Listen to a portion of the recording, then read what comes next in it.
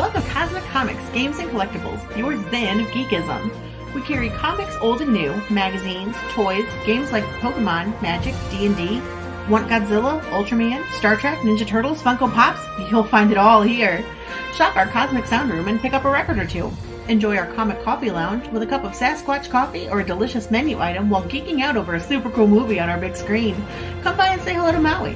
Cosmic Comic, Games and Collectibles. Superman loves us, and so will you.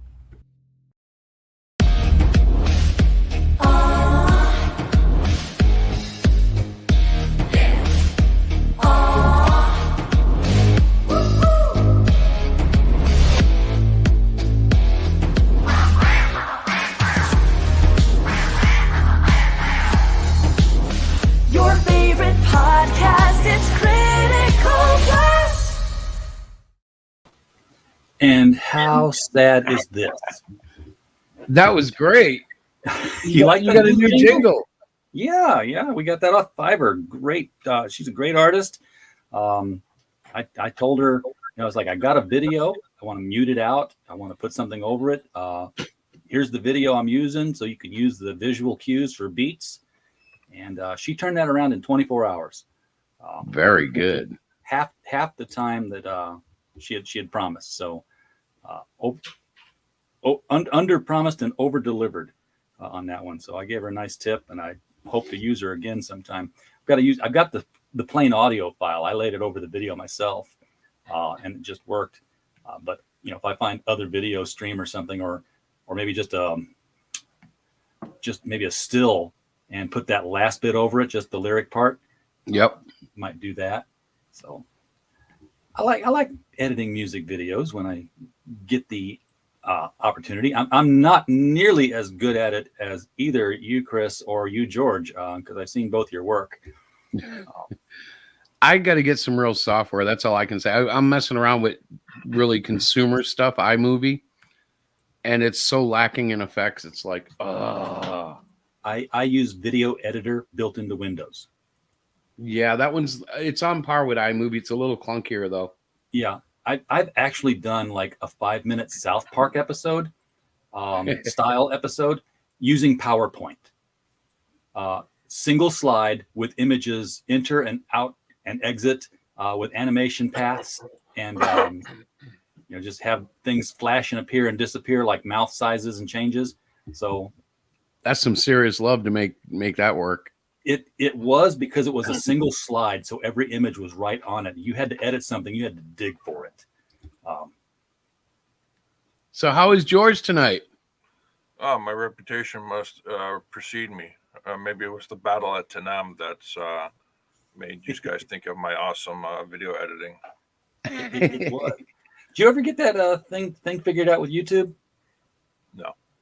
No. Apparently, Mr. Food told me that there's one system for uploading videos and there's another system for streaming videos, and they're not exactly the same system. Well, that definitely sucks. If you get, got a couple people in the chat here. We had Mike Walters. As you notice, he's missing. He has power out in his neighborhood, so he won't make it tonight. My question is how he had the power to make the comment, but that's a story for another time. Lorenzo Sleestak is here, fresh from the pylons in the land of the lost. Welcome, Lorenzo. Glad to see you here. I'm going, talking about music videos, I'm going to run this one that Chris released today while I go get myself an adult beverage from the mini fridge here. Just for everybody to enjoy. This is Gods of Drama version 3.2, and this is in promotion of your upcoming graphic novel Trolls Exposed, right? That is correct. It's still in sign up, but yes, that's coming. All right, so I'm gonna play that here, and then we'll talk a little bit about that, and then we're gonna look at some Batman covers because we're up against the. I'm gonna have to call it the big game because I don't want to get copyright struck for talking about what Kal-El eats cereal out of every morning. Because we're up against that, right? The big one. Yeah. No, that's next week. I'm off the week. Yeah, this was the Pro cereal week where all the stars show up. Oh, okay. You're lucky. I've got another week to not do this. Then we next week will be the bad week. Yeah. Okay. So we probably won't be here during Super Bowl trademark patent pending. All rights reserved to whoever did. Same guy who owns the way you were doing it was so cool. The same guy who owns the trademark on the word three-peat. Pat somebody, I think. But yeah, it's when somebody won 3 times in a row, he called it a three-peat, and I believe he actually trademarked the word. So yeah, that would make sense the way this world is now. Oh yeah, that's a long time ago. Anyway, let's throw up on the screen here. I'm going to mute myself and get this thing playing because I didn't download it in advance. I just shared the screen while we were talking pre-show. Right. Gods of Drama.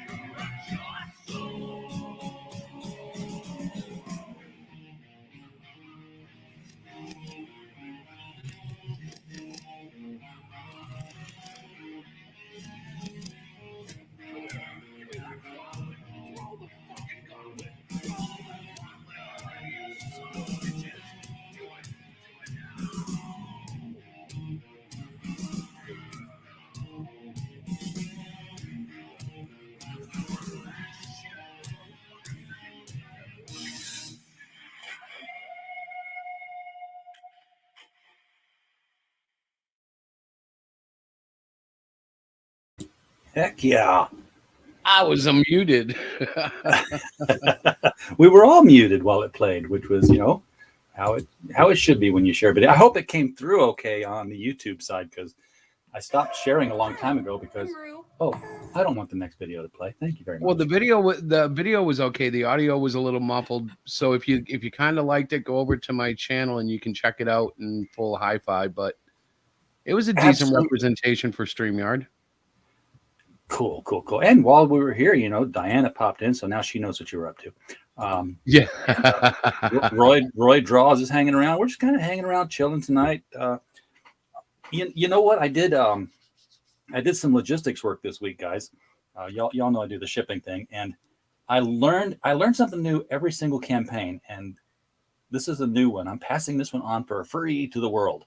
I had one of my clients for whom I have stock say, I need to ship a book to Australia. And the worst thing in the world for international shipping is when you're shipping a book, because you don't have the multiples to play on.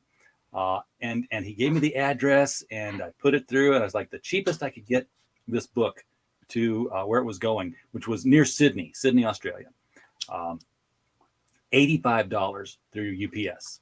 What? For shipping. Yeah, for that. And he's like, I guess it's not going to ship then. I'm like, let me take a look, because something doesn't seem right here. Because I just shipped a book to Australia for a lot less than that, like last month. And I'm like, surely it hadn't doubled since then.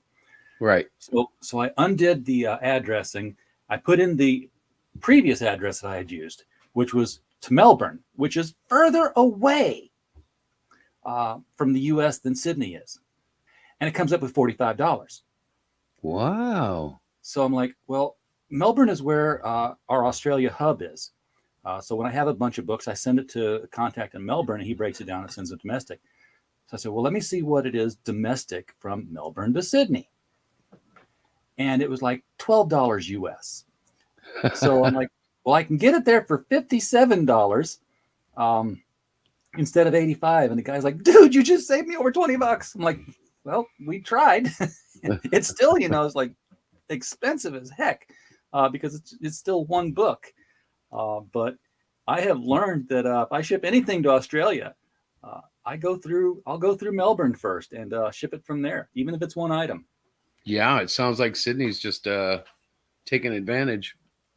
I don't know what. I mean, it was UPS. Maybe they just don't have a regular stop in Sydney or something. But they've got a sail past Sydney to get to Melbourne from California. So I was like, really? Unless they're taking the long way underneath, underneath India and everything. But I can't imagine they would do that. Well, you'd think they would just tie that stuff in there, yeah.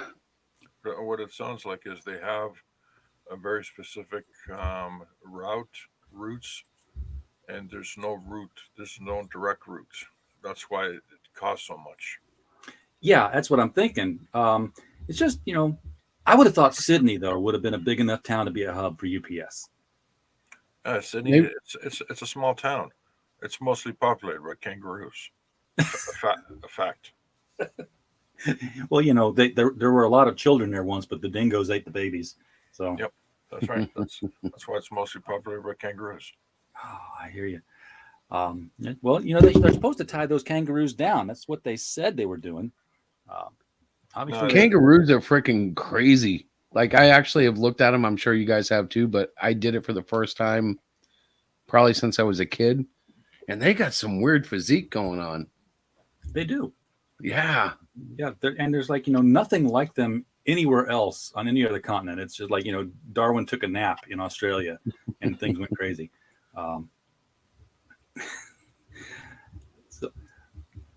So do we have covers tonight? Do we have covers tonight, George? Yeah. While he's getting those, we said that video was in support of your comic effort right now, Trolls Exposed. Right. Tell us what's the plan on this? Is this an anthology? Is this one big graphic novel? So it's grown into an anthology. It'll have a concurrent story through the whole thing, almost like a Crypt Keeper style, where someone's introducing other stories, but there's a story going on at the same time. So far, Rick Piper is bringing in a 10-page story. Diana is working on a 10-page story with our artist child, Cool. who's actually not a child. She's like a graduate from Montserrat Art College and stuff. But Child in the hierarchical sense, not the age. yes. And there are several surprises, things that have surprised us.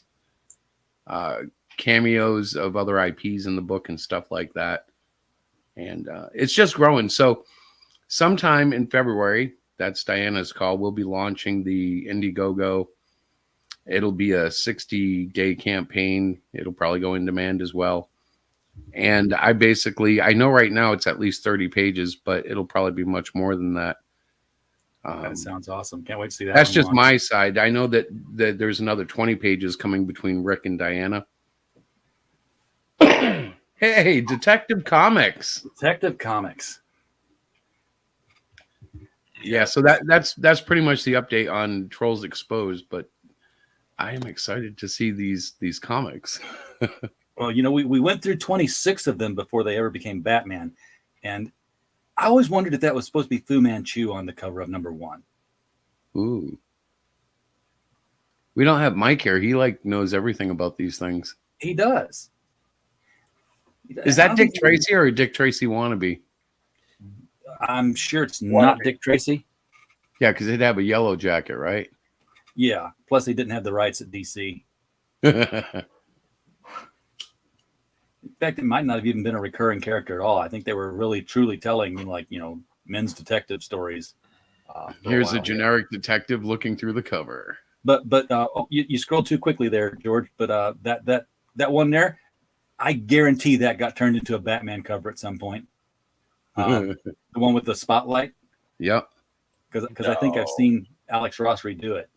No, I don't think so. That's impossible. I'm sure. Yeah, they would not do that.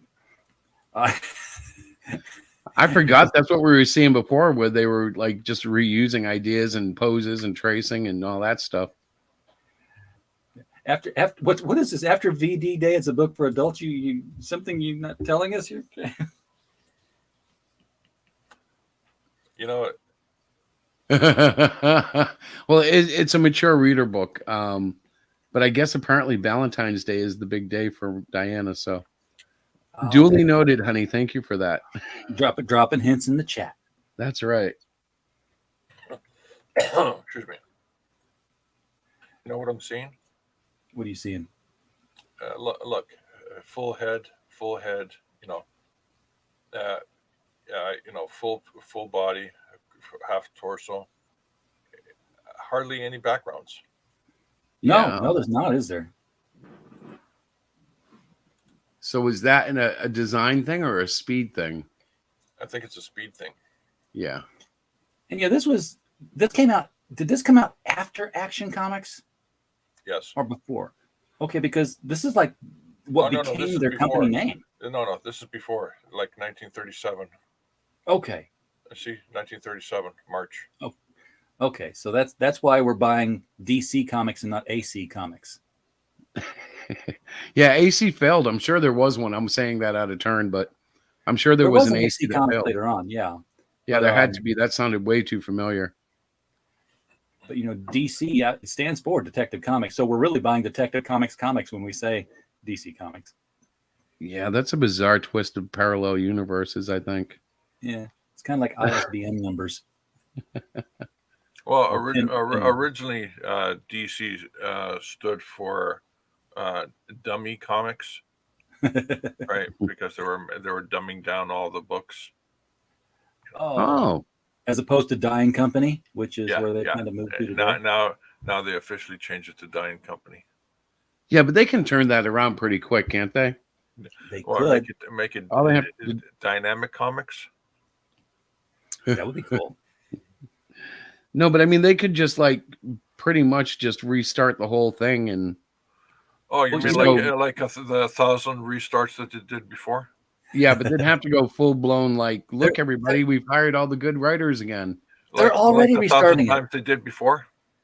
Yeah, didn't you see the news story that came out this week about the okay, so like every crisis that you've seen, the Anti-Monitor, yeah, all the different big bads behind every single crisis, they all worked for an unseen big bad that we're just now finding out about. That was in an obscure reference in an Alan Moore Swamp Thing story, and the name of the big bad, the Great Darkness. Which the Great Darkness was used in the Legion of Superheroes, where it took like 6 or 7 issues to find out they were fighting Darkseid. Yes, and Darkseid has been in Final Crisis. Darkseid was trying to lure out the Great Darkness because he wants to control it. The Great Darkness is apparently the entropy that existed prior to the Big Bang, and I guess at one point. A part of the Great Darkness became the Empty Hand. I don't know. It's all too stupid and weird. I just gonna ask. After another failed reboot, failed restarts, and they burned everything they can. They a couple of years from now, then they'll come up with the Greatest Darkness. Oh yeah. And then after that, it's going to be the Greatest Darkness +1. The Greatest Darkness Night. Oh gosh, I have to ask though. So in older comics like this, the big baddies were basically burglars and white collar criminals, right? Well, yeah, war profiteers. People you had you can reference, you're thinking to. So they didn't have any big darkness. No. They just had and guys. They still did well. Yeah, spies, traitors in the government, obviously the Chinese and the Japanese. Yeah, I know those covers would not have, the ones that we've started with there, they would not have worked today. They would have been in trouble for those. Well, you see the guy on the right. He's not Chinese. He's just a guy who's lacking a few minerals in his body, and that's why he's jaundiced. And he doesn't eat enough carrots, which is why he squints. Ah. Again. Sorry. Oh, cool. No, I thought we had another person in the panel. We kind of do. Coolness. Yeah, but these comics are kind of fascinating because they didn't need any of it. It was all just boom. It was all just cops and private detectives, stopping safe crackers. Foiling crimes. A lot of people. Cops were looked at as heroes back then. Yeah, no kidding. Yep. They're looked at as heroes now. They're just not looked at as heroes by everybody. And I think, is this the first time we get a masked hero in Detective Comics on the cover? Oh, yep. Is that will be? Is that the Crimson Avenger? Or the Masked Adventure? Let's see. Timed. Crimson. Yeah, on the right corner.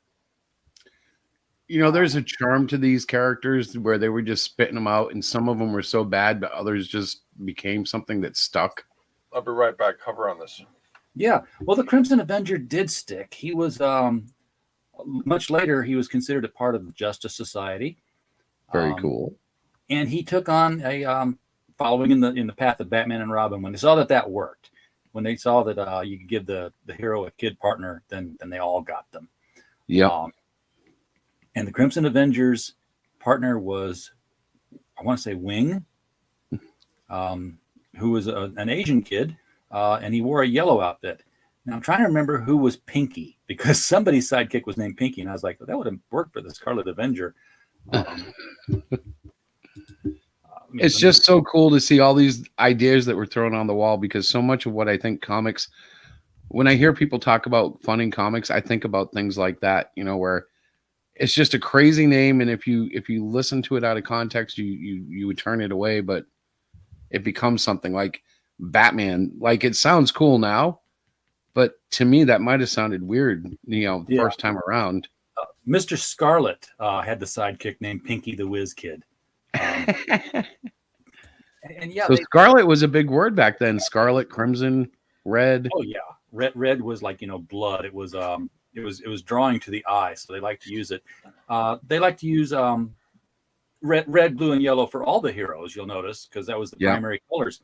And as you watch, especially in Marvel comics, well, no, in all the comics really, the secondary colors, purple, green, and orange, were always relegated to the villains.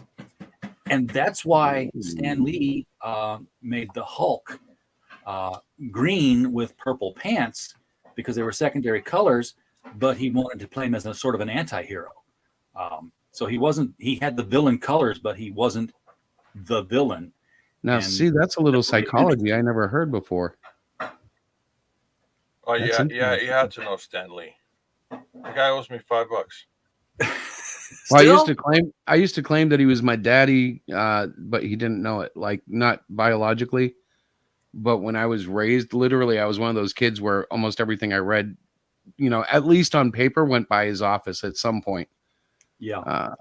At least on paper. I don't know how much he was actually doing, but everything said presented by Stan Lee. Yes, it did. Yeah, I'm really liking these Reds Hard Apple.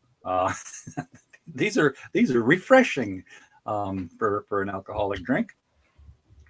I thought you were talking about the colors, because I got to be honest, I get criticized a lot for my vibrant coloring, but I love colors like that, like the yellow on red. It just boom. Oh yeah, well, this was the era of offset printing, so they hadn't quite. Well, that's not really fair to say. This was I guess this was the cheaper form to print colors. George, you would know more than the rest of us. This is web printing, not offset printing. Offset printing would go onto machine that would push sheets through, because they were printing in the millions, and the sheets were fed from a giant roller. Yeah, okay. Like a newspaper, but with color. Yeah, like a newspaper, but in color. But the colors were primitive. Yeah, the pulp magazines though had these very lush paintings on them, and they were printing just as many of those. The covers were printed separately. They weren't printed as like the insides. Okay. Yeah, the covers were printed on an offset press. Ooh, they're slick. Yeah. I mean, if you ever get a chance to pick up any of those pulps at any price, the covers are just magnificent works of art. That's why Mike Tierney is doing so well with his, Robert E. Howard collection of Conan covers. All Robert E. Howard covers in that anthology he's doing, that chronology he's doing. He's basically repeating what he did with the Edgar Rice Burroughs chronology of all the Tarzan and John Carter stuff. Just all this gorgeous, gorgeous artwork. Yeah, totally. And there it is. Oh, there he is. Of course, we're going to fanboy for a second, right? There he is. Swinging across the sky like Spider-Man, carrying a crook like Spider-Man. Created by Bill Finger. Yes. And way before Spider-Man, right? This was 30s. I know. Yeah. I'm making fun of the cover swipes. I'm making sure, because I might have just learned something, so I have to confirm. Yes. Like 22, 23 years prior. Wow. At least. Yeah. Maybe even 30 something. But yeah. I mean, Bob Kane's vision of Batman was a guy in like a red suit. Originally Bob Kane didn't want to call him Batman. He wanted to call him Flamboyant Man, because he looked like the guy was wearing pajamas as he was doing his nighttime crusading. But the original idea for Batman was that he was sleepwalking and solving crime in his sleep. I almost believe that. I don't know if you're messing with us. And then he'll wake up in the morning and go on his normal day. Now that is Spider-Man's story, George. What?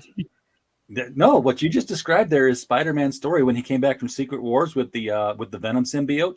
The Venom symbiote was taking over while Peter Parker slept, and sending him out on nighttime. I never read that story. Yeah, what's that's right, because you got the comics was that. It was late 80s, early 90s, because Peter Parker was like always getting up exhausted. He's like, "What's wrong with me?" I'm like, "I'm super tired and I slept for 12 hours." Yep. They played that up for a while. That was actually, wasn't that pre McFarlane? It was pre-McFarlane. Yeah. Yeah. That was when he decided, "Oh my God, this symbiote is going to kill me, and I have to get rid of it." And he went to the Fantastic Four, and they sonic blasted it off of him. And then they sent him swinging home with a paper sack over his mask. So in reality, was that a response to the fans wanted the old costume back, so they had to find a way to get rid of it? I don't know. No, 'Cause I wanted the old costume back. It was a complete story. Then they moved on to a new team of writer artists. Yeah. Because he wore a black outfit after that. Yeah. Because he did like the outfit, but it freaked out Mary Jane too much. So now you don't see this. I thought they were going to be together forever. They will be. Look at that through the window. That's like classic. The cape could never make it through like that, but yet No. it looks beautiful. It's like Hawkman flying between your legs.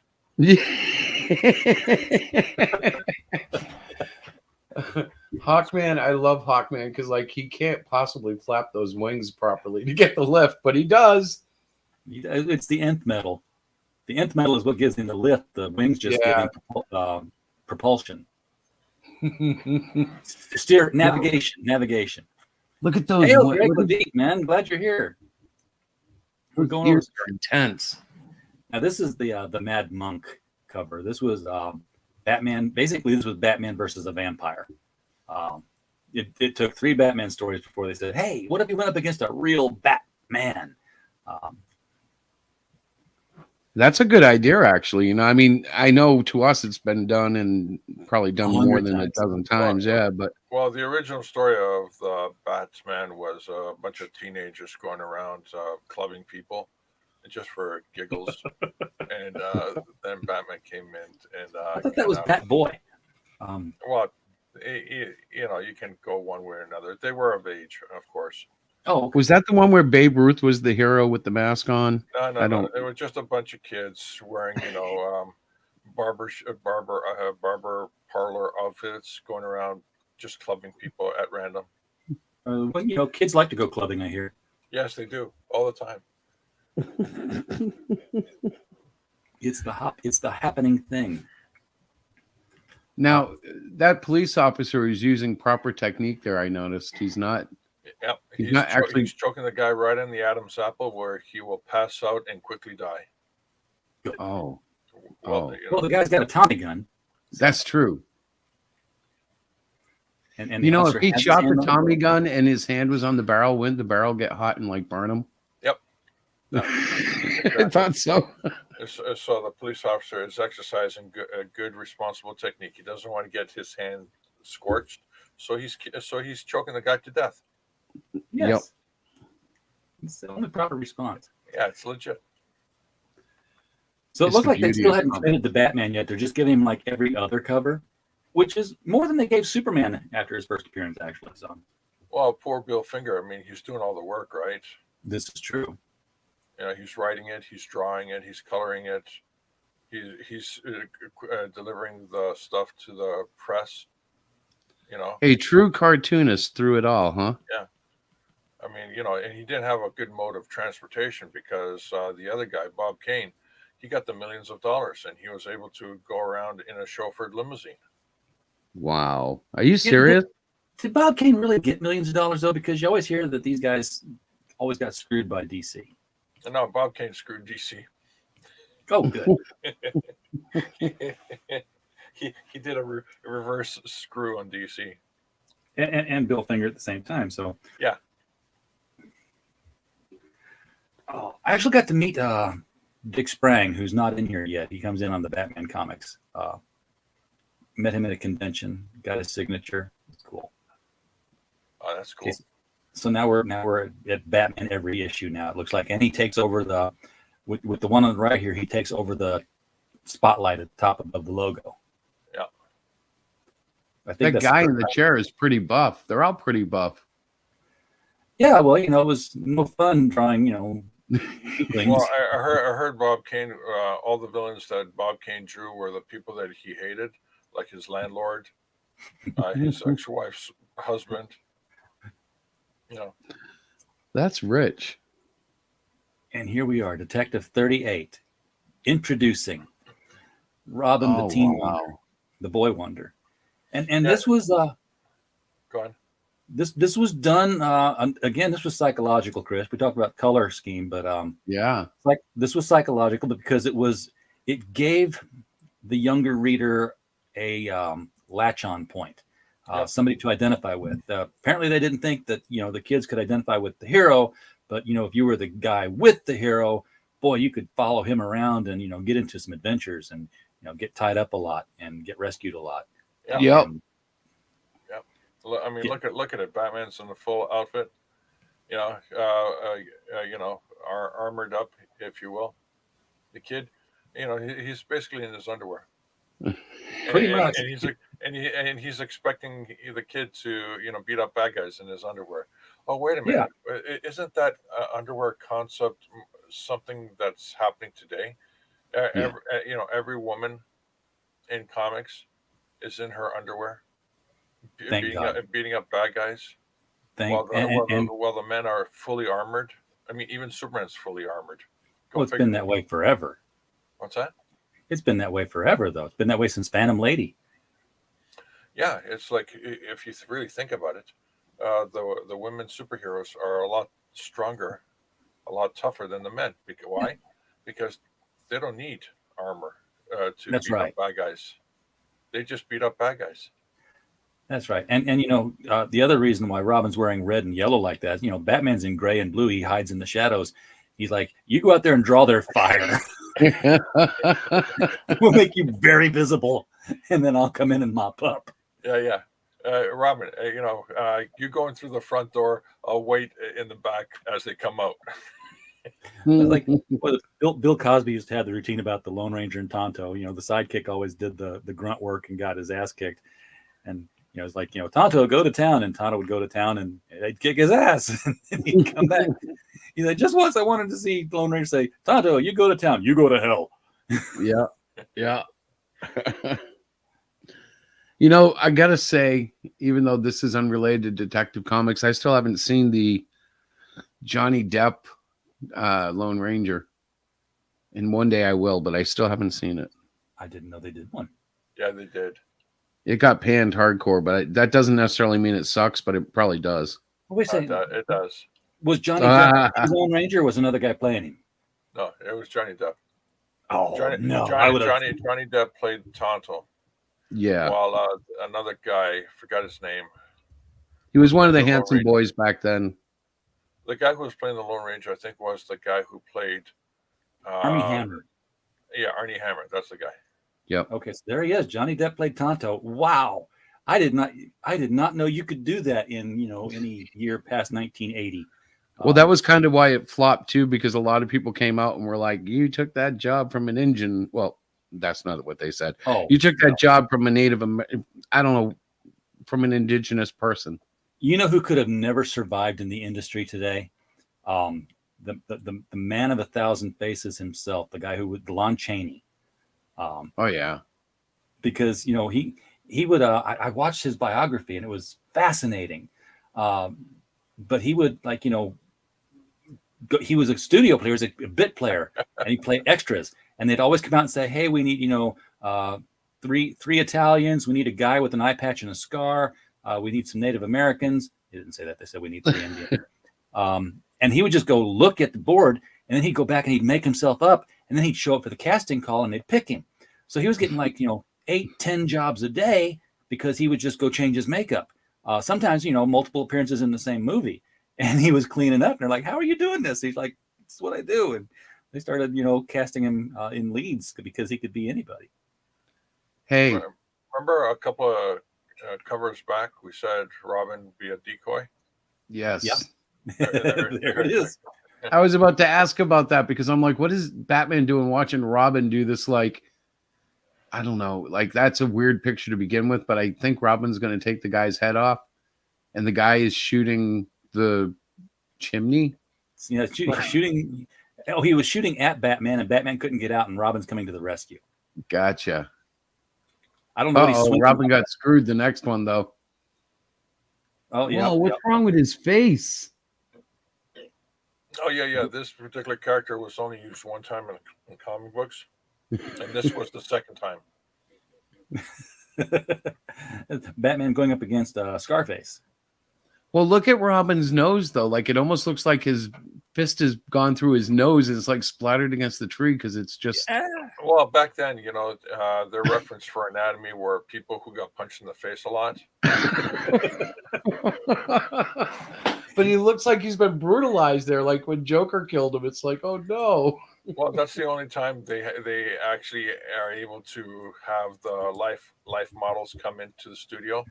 Is during the time they're recovering in the hospital. Yeah, it might be So drawing. for them to pay their bills, they would go over to DC Comics and do life models while the artist would draw them. They would give them enough money to pay their medical bills, and everybody's happy. Hey, look at Batman be proud. Batman's proud. That's the lowest I've ever seen the Batman ears start. I mean, they even got like little hollows in them, like they're real ears or something. Robin is kicking ass, though. That's a space issue, a spacing issue. Oh yeah, it is. Oh yeah. This is a good one on the right side. This reminds me of the 1966 Spider-Man cartoon. Where he throws a web in the sky so he can swing. I always figured there were helicopters he was latching onto. because he would just swing from nothing. Batman versus pirates. Wow. Swashbuckling Batman. And Robin's tied to the mast. Oh yeah, he is. He's back in the background there. Way back there. And another use of really solid red. Red and black is like the most vibrant color exchange, I think. You think on their 50th anniversary, it'd be more dramatic? You thought, but Batman didn't have. Okay, there's obviously a taller building in the background he could have swung off of, but no, he's got to tightrope himself across the alley here. So rather than just throw a batarang over and swing across, it's tightrope. By the way, I did something that I should have done a year ago, and I did it today. I did it yesterday rather. I watched the Zack Snyder Justice League cut. What'd you think? Ever seen it? It's a completely different movie, and I actually understood the plot. Yeah, which I didn't understand the plot of the prior cut. It made no sense. Have you seen it? Yeah, it wasn't that in 4:3? Was that the deal with it in black and white? It was in IMAX ratio. Yeah, I watched the Justice's Gray version, so basically the black and white one, right? And it was in 4:3. So, but I did. It was cooler than the other one. Like I don't know if it kind of like spoiled it having the other one, like because it like you're watching it going, I don't know, is this canon? Is this, like I never had that settled feeling, but it was interesting to see the difference. I like the color changes. Like you could see how differently they tried to saturate the original. I don't know. Was that like trying to Avengify it? Make it more like the Avengers or something? Possibly. But there was no rescue of a Russian village, because why would there be a Russian village near what was a radioactive toxic site? Well, that's because in the original, Joss Whedon was using actual references of real Russian villages. Okay. Where the Russians are collecting the radioactive waste, and they were selling it to arms dealers. Oh, that's one way to do it, I guess. But that whole bit where Superman shows up, gets his butt kicked, and says, "I changed my mind. I want to die." And it's all jokey. No, the Superman appearance in the Zack Snyder version, when he's finally of his right mind and jumps in and stops that axe and just kind of blows on it a little bit, and it freezes and shatters. That was Superman. I was like, yeah, about damn time. Wow, Batman. Wow. The- One thing I hate in comics and movies, and yes, it's a trope, but like, why are so many people bad shots? Well, in issue 56 of Detective Comics, it was Batman versus Dick Tracy, but last minute lawyers calling in to DC Comics and saying you can't do that or we're going to sue you. So they instead of making it Dick Tracy, a guy dressed in yellow, they made it Dick Charlie, a guy dressed in yellow. They had a lot of detectives wore yellow coats and yellow hats. Yeah. Yellow was the plastic that they used for during the war Yeah. for rubber gloves and all that stuff, and they were repurposing the yellow plastic, so they made a fabric out of it. Oh, now this Asian man is about to harm Robin in a major way. But Batman's there. Batman. Do you think he's going to make it in time? Because I don't think he can. I don't think he can, but you know what? Superman just told him that he can slap a Jap, so he's going to take him up on it. That's horrible that this country was that hardcore about it. I mean, yes, the Japanese nation, but we actually threw these guys in intern camps. Yeah, we did do that. That was, and you know what? I heard people finally coming around and justifying that the week after 9/11. They're not really justifying it, but saying, I can understand why. Yeah, yeah. Which, at the time, yeah, it's like, okay, I get where you're coming from, but we really don't want to go there. But well, even now with the whole other thing, the big world event thing that I won't say because it could get you YouTube trouble. That thing there, they've threatened to put people like that in situation. Well, Australia has done it, so yeah. They have.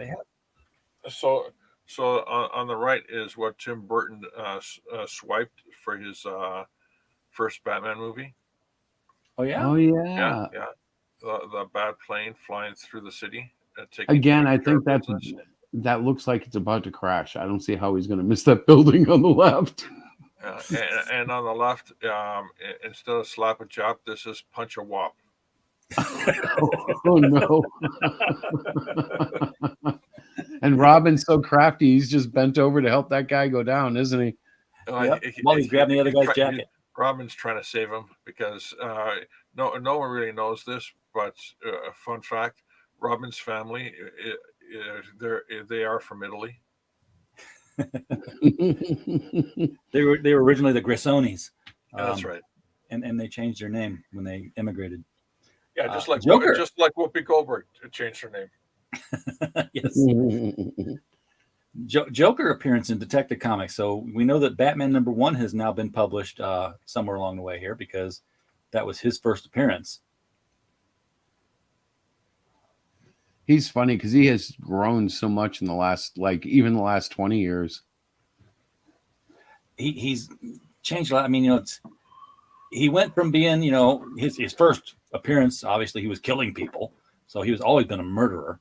But then he went through a period where he's like, I'm going to steal things that are paintings of clowns. Silly things that are family friendly. Yeah. Oh, what was it? I saw on Twitter, there's a statue. It's not really a statue, if you can call it that. There's a cube of gold. Oh yeah. And there's it's got armed guards watching. I was like, there's a cube of gold out in the open for people to see. So this is the plot of a Batman 66 episode. This would be like, Goldface is broken out of prison. Wait, this is the week they're displaying the huge cube of gold in the park. In the middle of the park. Yeah, we got to mobilize the entire army to save this piece of gold. I wonder how hard it would be to chip off of it. I can see people out there trying to chip it if there was no guard. By the way, the Joker, the worst bad guy ever. What ever? You say that? Yeah. Well, see, after a few issues, the Joker should have figured out that, hey, I've done really bad stuff and they still haven't killed me. Hold my beer. Let's take this to the next level. He never did. I mean, yeah, he became a god in Batman versus the Incredible Hulk, but Yep. you know, it wasn't enough. I mean, He also did Emperor Joker. Yeah, Emperor Joker. Couldn't he do better? You know, where's his imagination? And he almost took out John Jones Yeah. in the early issues of Grant Morrison's Justice League. When I forget what they were trying to do, but Joker wasn't giving information, and they couldn't figure out the plot. So he's like, "Well, I'm just going to shape change my brain to match the Joker's brain configuration." And John was going insane, but he was doing it so he could figure out the Joker's logic. Is that saying Jack Kirby did the cover art for the Boy Commandos? Oh yeah, the Boy Commandos were definitely Kirby. Yeah, but look at that kid with the blonde hair. That looks so Kirby back there. Yeah, but see, the thing is with Kirby in the DC universe, when it came to the primary characters like Batman, Superman, Wonder Woman, all that stuff, they would get another artist to go in and actually touch up the faces. So that in this case, it was Jerry Robinson. Yeah. Wow. They didn't like his faces, huh? Now, they had to stay on model. DC, hold up. DC was adamant about staying on model. House styles, yeah. Superman House style, definitely. Superman was drawn by Kurt Swan and the other guy, Wayne Boring. Yeah, Wayne Boring. So they needed to be consistent. Now we got that plain yellow background there with the Kirby, but look at the colors now on the one on the left. Mm-hmm. That's a departure from what we've been seeing. Well, that's a bit more. The one on the left is actually painted. It's a bit more mature there in terms of the quality of the coloring. So they must have what, printed the cover using the 4-color process of a painting. A big trick back then was to draw the artwork in ink and then expose it to film acetate, basically. So the black is sitting on a transparent sheet of film, and then they would do the watercolors or the paints, and then they would like an animation cell. Yep, they paint right on plastic.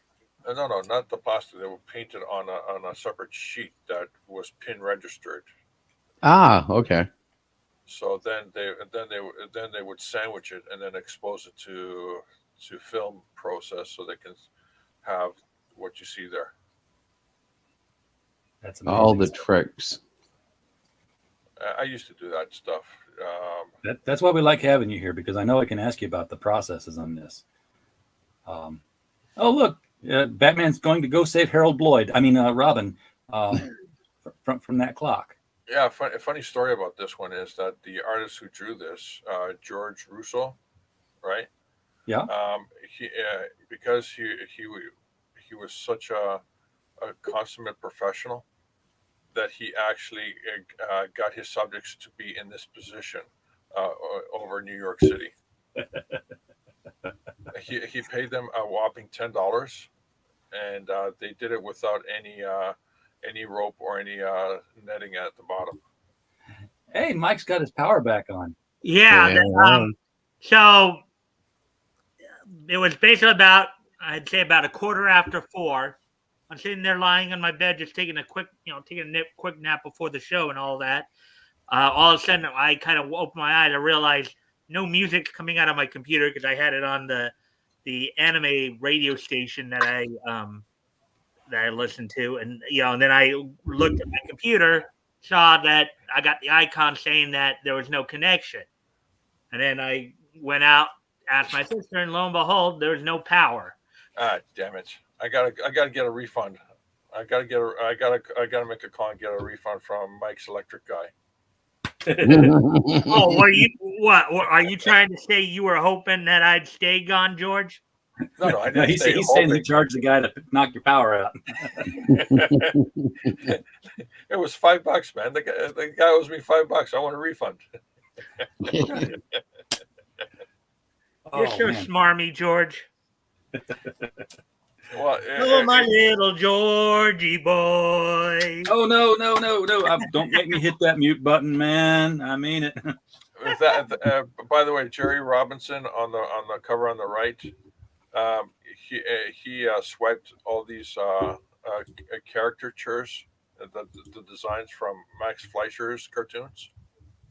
Oh. Yeah. Do you remember the cartoon where the ostrich swallowed the atomic bomb, and then waddled over to the White House? Yes. An atomic ostrich. That's sort of like the billy goat that ate dynamite on Andy Griffith. Yeah, when it blew up, it was an instant meal. RJ, something up with your camera or something like that? Why aren't we seeing your lovely face? Everybody was out of camera. I just would have looked odd, but I've got an avatar face up there. Yeah. Well, yeah, the Looks Critical kind of Blast bizarre. logo up there is what you got up there. Oh, I know, but my face is in it. If you hang on. Oh yeah, look, there he is. Oh, okay, yeah, you can see it. Barely. I've even got the mind microphone. Oh, this is better for this one, I think. Two-Face, beware Two-Face. That's. I wonder if that's his first appearance. No, this is the first time he appears on the cover, but it's not his first appearance. The first appearance was Batman of Two Worlds, where he was running towards a guy who was split in half. One was a monster, the other one was DA. Well, it turns out this is not his first appearance here, but he was on the row above in Detective 66 was the first Two-Face. So Wow. I don't know. Oh, there he is. Meet Two-Face right there at the top of the border. Yeah, as I recall from my previous research on the detective DC side of it, I do remember that I guess his first two appearances or two of his appearances were pretty close to one another. Like he was in one and then came back like 2 or 3 issues later. So that must be what. Yeah, and how apropos that he showed up in a double sixes numbering. So very he Ooh, I didn't catch matches his that. MO. Oh, by the way, this is the first time the Joker pretended to be a genie. In this particular issue, Joker wished when he on Aladdin's lamp, and he became a genie, and then he made Batman's life miserable because he was granting Batman every wish because Joker was stuck to the curse of the genie. Well, that's very much what was happening in comics then. It was like, let's just make this as bizarre as possible. That cover's a classic, though. I've seen that one so many times. What? Okay, so the cover on the left, I didn't even look to the right. I was stuck on the left for like the first 15 seconds. I don't know what that is. It looks kind of mundane. The harder I look, like an aquarium or something. It's an underwater what do you call it, bubble. It looks cool. It caught my eye. He's choking. He's either choking of air or there's water filling up in the bubble. Oh yeah, yeah. And Batman is using a acetylene torch because we all know acetylene torches and oxygen mix very well. Yes, Yeah, they and do. They're quick, right? Yeah. He should go right through that in no time. Yeah. And then the Joker decides to pull a crime a day. Oh, look at that! They were able to bring out a calendar in Detective Comics 71. Oh, Yeah. That's amazing. And they came out and it came out on time too. What issue are you guys at on the covers? 71. Issue 71? Yep. Yeah, look at that.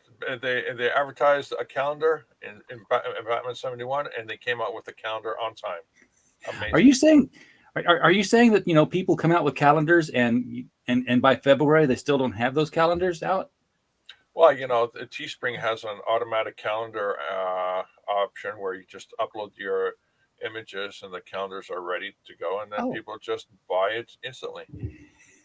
Lorenzo knows what I'm talking about. Shipping included. I didn't know they had services Wait, like Lorenzo, that in the who is 30s. this person you speak of? I have no idea. Lorenzo's a nice guy. That's who I speak. Who Lorenzo is speaking of? I do I not have know. I have no idea. Gee, I can't see the chat with the screen opened all the way. Yeah. Oh, yeah. It does eliminate the chat if you go full screen. Look at the character lines in the bad guy on the left. Jerry Robinson really had a great flair for character lines. Well, for one thing, Jerry just called his cousin Edward and had him pose for a lot of this stuff. Eddie G. And the Boy Commandos too. Wow. Probably drawn by Kirby. Yeah. Wow, the Scarecrow. Return of the Scarecrow.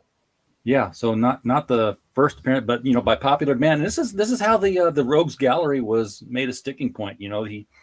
When they the first villains Batman fought, they always ended up dying because first of all he carried a gun, and every company in the world had a vat of acid that had not been vetted by OSHA for safety. There was always a catwalk over it for you to trip over. Yeah, that was always a problem back then, huh? Yeah, just acid everywhere. You had to watch where you stepped, and Well, and to your point, RJ, Boy Commandos was Kirby and Simon. I just checked. oh yeah, we saw their first appearance on one of the covers. He did a cover with Jerry Robinson together. He drew the Boy Commandos, and Jerry Robinson drew Batman and Robin. right there. Yeah, there it is, 65. Yeah. So that's Kirby in the middle and Robinson on the outside. But these guys look really cool. Tweedledee and Dome. Yeah, they're still around. I forget the the names. one thing about comics is they don't show you the quiet moments. Shaving, eating food, going to the bathroom, taking They're a making up for shower. it now.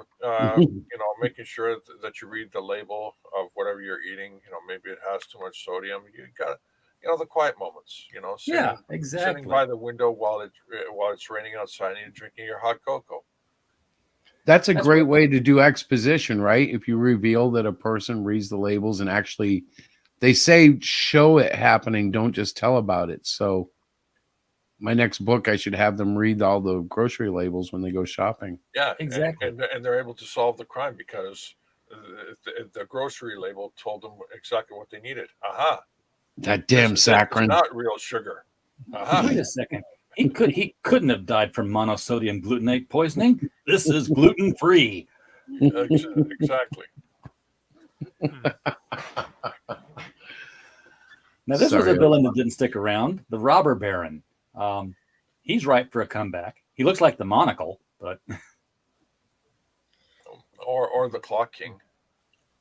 Oh yeah, Clock King did stick around, but he got. Well, I think it depends upon which Clock King you're talking about, George. Are you talking about William Talkman, the one who basically themed his crimes based on clocks, or are you talking about Temple Fugit, who was created in the DCAU, who was the efficiency expert? Yeah, the efficiency expert guy. Yeah, that guy. I like the monocle though. I don't see him anymore. He just had a laser monocle. He shoots a laser on it. He was one of Hawkman's arch enemies. Yep. By the way, this cover here on the left is is what sparked all this. Follow the science when it comes to global warming. It's this cover that triggered all the crazies back then, and it said, "How can Batman attack a defenseless flower? We got to do something about that. We got to hug the trees." And that gave us Poison Ivy.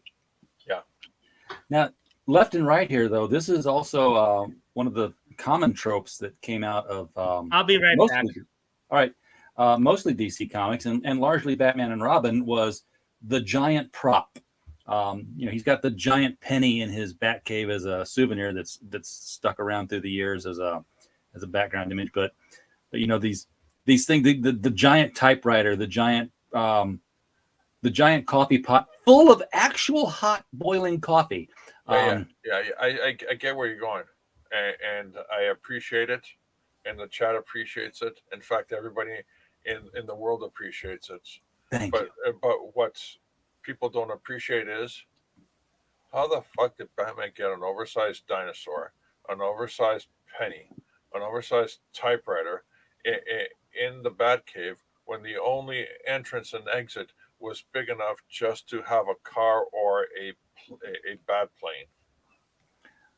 He's got this friend named Ray Palmer. Is that the Atom? Yes. That's what I was thinking of. I just didn't know his last. Yeah. It's a little known secret that a lot of that Ray gets called by a lot of the Justice Leaguers whenever they move apartments and they can't get a couch to the door. Like, Ray, can you come over? He's like, you want me to bring the truck? No, don't need the truck. Just you. Well played, RJ. That's exactly where I was going. That would be one of those brilliant day in the life of a superhero things where he's getting called for mundane crap. Like, he could make quite a living at that, though. Imagine like just hanging out in a big city like New York, and you just open up Atom Moving, and you just show up and and you get a phone call, and the wife says, "You have to fight a bad guy, dear." No, it's moving day. I wouldn't mind seeing the Atom, have to move from his apartment to another apartment, and they're like, moving companies calling him up saying, yeah, the landlord told us you're leaving the lease, so we just want to offer our service, and he's turning them all down, and just near the end of the story, he just zaps everything in the apartment to where it's toy size, puts it in a bag, and walks out. Yeah, just like Hank Pym in that Marvel movie. Yeah, exactly. But I was upset about that movie one because I thought that the building looked too fake when it was small. I was like, that's obviously doctored luggage. That's crap. But that's me. I was just being. I wanted authentic buildings. I'm a big baby. This concept on the left has been used so many times. Yeah. Superman has used it many times. Oh, yeah. What was it? The Bond wagon?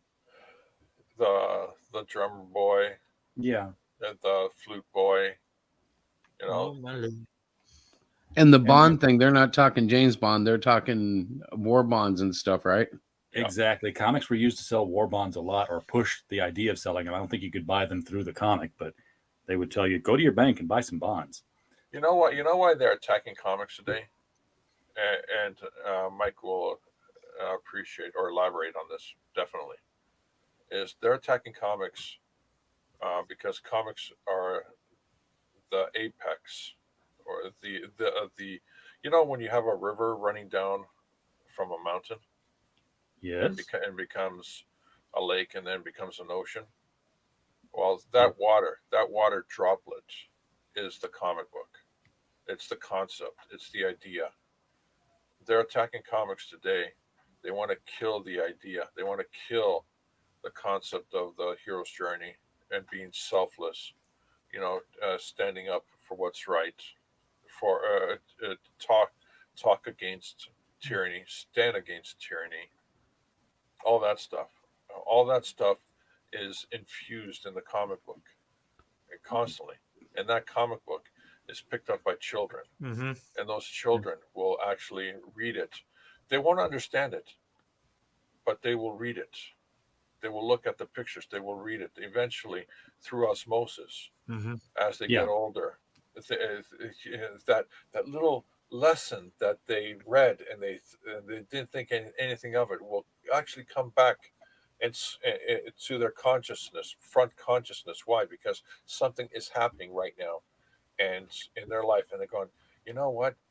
The Flash did this, and what I'm looking at right now. This is wrong, or this, and it's It's the You just genesis. described my whole young adult life. Exactly. It's the genesis of a good character. And tangential to that, we talk about how this was comics were for kids. How many kids were buying war bonds? Yeah. How many kids had the money to buy war bonds? Yeah, exactly. Yeah. No, yeah. The modern day propaganda is so palatable. You can easily tear it apart because it's such a lie. It's such an easy lie to tear apart, to expose, so to Yeah. speak.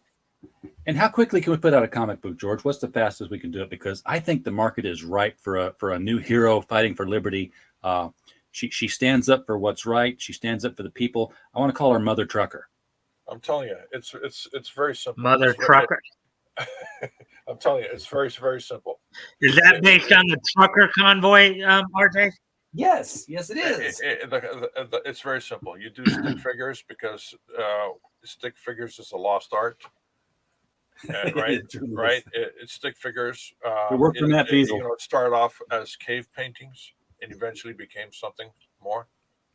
Diary of a Wimpy Kid. Yeah. And you know what Mike said about the trucker thing? You know what? Truckers are badass. You know what? Yeah. You don't fuck with truck drivers. You know why? Because I remember one time I wasn't saying it to fuck with truck drivers there, George. I wasn't saying it critically. Like, give me this aside. I remember this one time in Frisco, some ancient Chinese death cult was causing big trouble. Things were going good for the Chinese, but they had a super god like powers and shit, But then they fucked up. They by messing with the wrong truck driver. He brought an end to their 1,000-year death cult in one night. They got big trouble, didn't they? Yeah. When they asked, how did you do it? He said, it's all in the reflexes. Damn those little Chinese communities. Yeah, long story short, don't mess with truck drivers, especially if you're a 1,000-year-old death cult. You can get in big trouble messing with truck drivers. Exactly. Oh, Kurt Russell, where are you when we need you? He's still with Goldie Hawn. I know. God bless him. Yeah, they're amazing. Oh, wait a minute. That's a wagon, isn't it? Like a horse wagon. That is a horse wagon. It looks like Kurt Russell and Goldie Hawn had a lot of kids, eh? Russell Brand, Russell Peters, Russell Wilson. Yeah.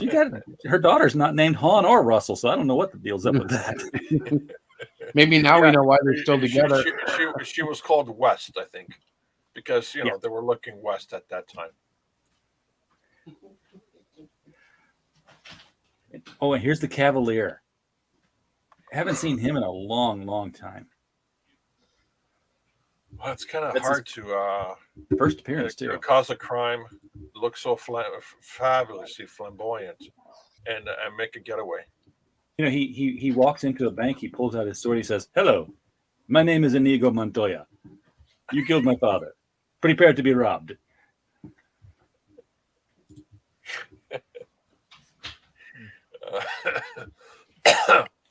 I've never known Two-Face to be in a Tails suit. Yeah, he's dressed up as the handsome cab driver. Yeah, the title of that particular story is The End of Two-Face. I don't think that happened. Oh my God, The End of Two-Face only by issue. That was the name of the story, but yeah, that became an instant collector's item because everyone said, "Oh my God, they killed a comic book character. We'll never see him again." Why is the Cavalier so much bigger than Batman? Is that just a angle thing, or you'd think that it was because he's closer, but they're really on the same ledge, aren't they? Yeah, or the Cavalier is just huge. What they did poorly is they're trying to show depth of field. You see how the building is. Yeah, it's got a vanishing point if you follow it upwards, and Yep. they tried to make the legs bigger while the torso smaller and the head's even smaller, so it looks like it's still in the same plane. But no, what they did was they didn't make anything right. All they did was make the legs longer. Well, to me, it almost works when it makes him look like he's like 13 feet tall, you know? Attack of the 20-foot pirate. That's his power, the Cavalier. Basically, these characters look like out of that movie, that Tim Burton movie, about the dead characters. Oh. Yeah, so in that end of Two-Face story, that's the story where he ended up having the reconstructive surgery and ended up being, at least for the time, being cured. His and Gilda's next appearance is in Batman number 50. Oh, that's interesting, because I remember a clever writer who actually wrote Two-Face as cured. He, through plastic surgery, but eventually, while the physical aspect of Two-Face was cured, the mental aspect still was Two-Face. Yeah, they revealed that he'd always been Two-Face even before the acid. He just had this split personality. They did the same thing. Peter David did the same thing. Well, no, writer before Peter David elaborated on it with the Hulk. Where they had that, Bruce Banner was bipolar in a way before he even had the gamma accident. He would just blow up on people and just get this total rage. But he was skinny and weak and impotent. So what was he going to do? He just was this useless kind of rage that he would vent because he was abused by his father.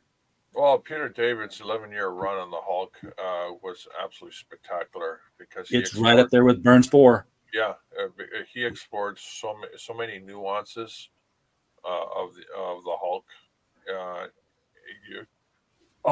It's hard to pick a section or a chapter, so to speak, in Peter David's favorite moment of the Hulk, and I want to say either Gary Frank or Dale Keown was drawing it at this time, probably Keown, was the Hulk had been like of sound mind for a while and was like the intelligent Hulk, and somebody shot Betty Ross, and he totally lost it. And they're like, we're going to make the Hulk pissed off. And the military knew what they were doing because they'd gotten the inside scoop from Doc Samson or something. But he started running at them, this big thundering Hulk getting angrier and angrier. And by the time he got there, he was Banner. And they just totally swapped it. Like, calm Banner was the Hulk and angry Banner was Banner. So, that's an interesting twist. It was a fail safe that had been put into his psychology. Wow. Yeah. Since we are talking since we're talking a bit about Batman here, I was thinking about this earlier when I. Anyways, yeah. So this past Friday, of course, I was looking. We were covering Quality Comics Feature Funnies number 14. We were reading the Clock story, and I was thinking about it earlier today. Captain Napkin Face. Yes, Captain Napkin Face, as some people like to affectionately call him. Bat Goat, most notably. I was realizing that in the early part of his career as well, the Clock, aka Brian O'Brien, had a very similar relationship to the police that Batman did in the early part of his career. In other words, the police were not necessarily they just saw him as as a vigilante who they were as much as part of them appreciated what he was doing. They still felt like he needed to be brought in. So I just was thinking about that earlier, the similarities there. Well, yeah, because police did their jobs in the comics most of the time. Well, and now in Quality Comics, I learned this when from my previous research on it, of course. Back a lot in those early days, a lot of those early heroes. They kind of at times would throw the Constitution out the window. Shot quite a bit with the Clock, but you shot a bit with the other, other characters as well, where it would just seem like they'd throw the Constitution like right out the window. Yeah, there was no due process. You're a criminal. I'm shooting you. It's kind of refreshing to see that that's not a new thing, because I watched like the first 2 or 3 seasons of the CW Flash, and it occurred to me that every time they captured a villain and just stuck them in these chambers down under Star Labs, Yeah. there was Yeah. like no constitutional justice there. Yeah, I've got my own prison. and there was no toilet. Yeah, that Oh, too. there was one. Oh, well, I There didn't was see one, it. but you had to find it. Oh, it's a comic book toilet, I bet. It's one of Yeah. those. Well, there was that Elseworlds episode where Barry and Oliver were swapped with criminals, and the Flash, whoever the Flash was at that point, captured them and put them in the tube. And Ollie's like, "This thing doesn't even have a toilet in it." And Barry like hits the button, and little seat pops out of the wall. Oh, okay. That's a good quick save, I guess. Pop That, out of the wall. You know what that kind of reminds me of? That reminds me of Spider-Man and his amazing friends and the transition they'd have when they, go from basically the little Yeah, when room the they'd apartment have flipped over. and yeah. And Yeah, you because bring the out all the toilet crime didn't dump computers water and all all over the that. place. It was cool enough that everything stayed on the table, but the toilet didn't pour the water out. So Yeah, so they couldn't Man. escape down the drain. yeah, exactly. I got to tell you, I'm loving this art. It's cool art. Hey, 2 Jokers. That's not right. There's 3 of them. Everybody knows that. Well, one of those must have been an imposter. Of course. This one on the left has a very good composition, and all the characters are in the correct volume of space. And the I wonder if this is one of those Alfred the Detective stories, possibly. because he did a lot of armchair detective work, and he wasn't very good at it back in the day, but he would always somehow eventually solve the crime.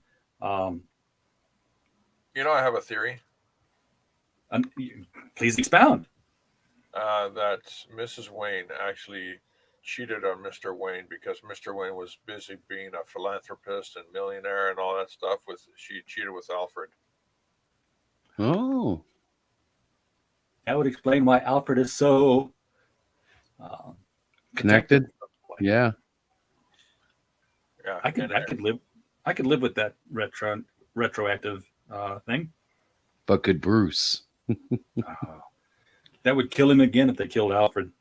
Like, my father is dead. Well, he already sees him as a father figure anyway. So, but I'm saying literally.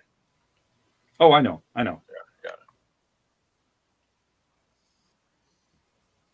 Ooh. Well, this is interesting. Oh, Looks like boy. a Mad magazine cover. Yeah. So that's not Open like this guy Galactus from DC World.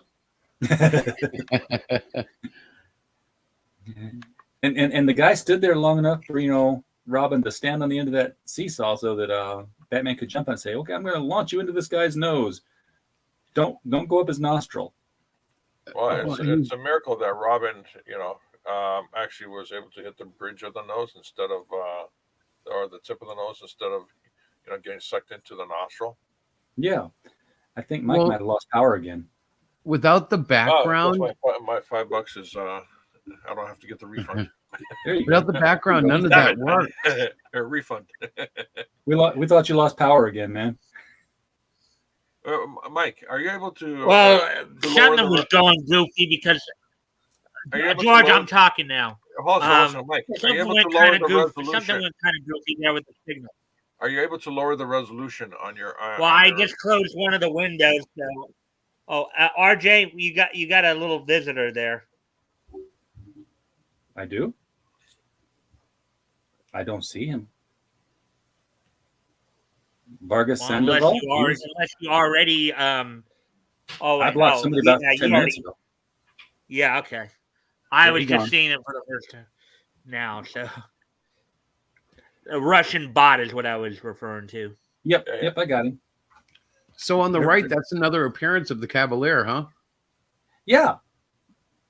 Yeah, he got Interesting. used a lot. He got used into the early 80s.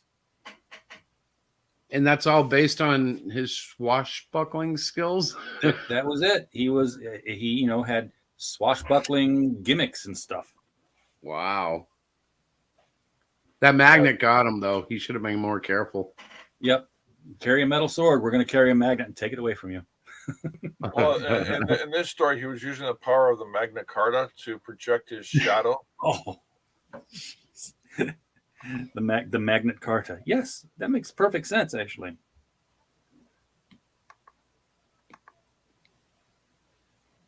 Oh, the Joker's back. But that's his front. And what's going on the left? That kind of looks neat. Is that a car in the water? That looks like a speedboat. Okay, that's what that is then. It looks like a speedboat, and that's splashing water. And on the right middle is a guy who looks like he's fallen out of the boat. And Robin's going, "Oh no, he fell over the boat. Oh no!" Yeah. Help, The detail police, looks murder. nice, though. So I like that one on the right. The case of the practical Joker. He's throwing down banana peels for Batman to slip on. Like that would work. I got a question, Mike. Are you able to find out which Batman bad guy has appeared most? I don't think it's. I don't think it's the Joker. Actually, at least according to some of my Grant, I didn't get as far up, but actually, in the Golden Age, I do know in the Golden Age, on Earth 2, yeah, the Joker was indeed the person who most faced Batman. Now, I can't say for certain, and I would imagine in all other incarnations, Earth 1, post-crisis, he's probably Batman's most ardent foe.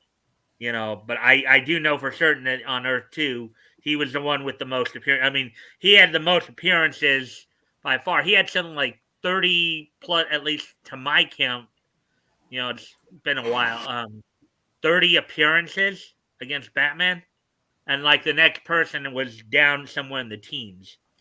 But you know what? It depends on whether or not you say which Batman supervillain appeared the most, because there was a long run in the 80s where there was political people were the enemy, and he couldn't do anything about them. So you had Mayor Hamilton Hill and Boss Rupert Thorne were constantly appearing as plotting that he couldn't do anything about. They constantly got away. So when you have the same bad guy appear issue after issue after issue, that stacks up. Yeah, I mean, then it becomes more of a soap opera than a chapter.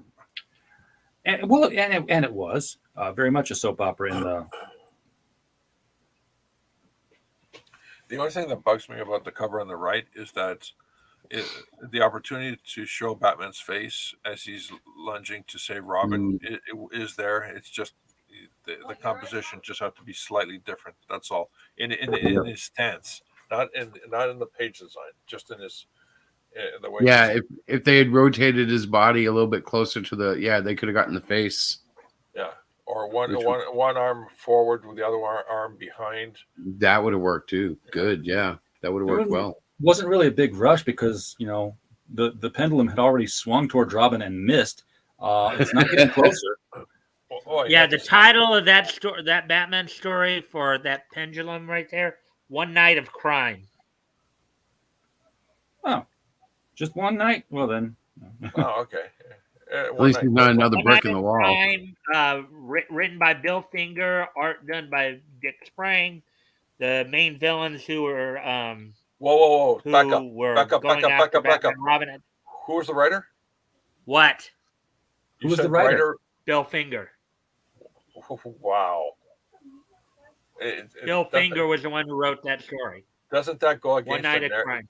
Doesn't that go against the narrative of that Bill Finger, only did stuff in the background? Yeah. Yeah. Well, I don't know. I don't know a whole lot. I do know apparently there was some issue between Bill Finger and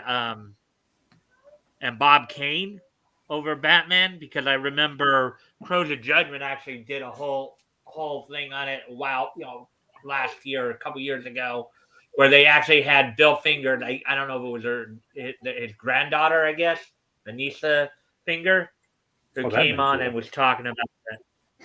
So, yeah, the villains in the story were Tiger, Ragland, and a hold-up gang in Frenchie, La Voix, Dutch, and their gang.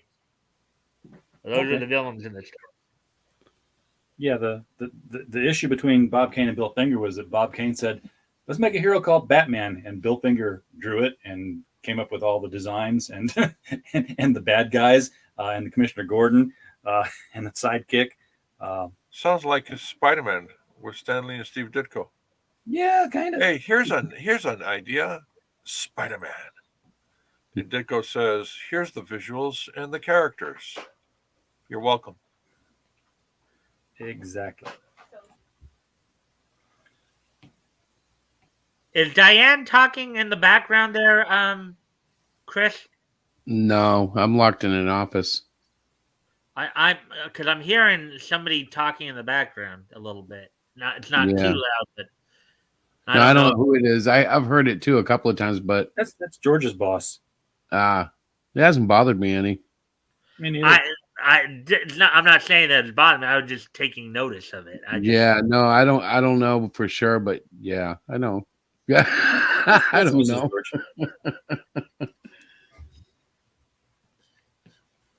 I have not seen And one of those. Dick Sprang did the art on that story, by the way. Just to give you guys a little more heads up on that.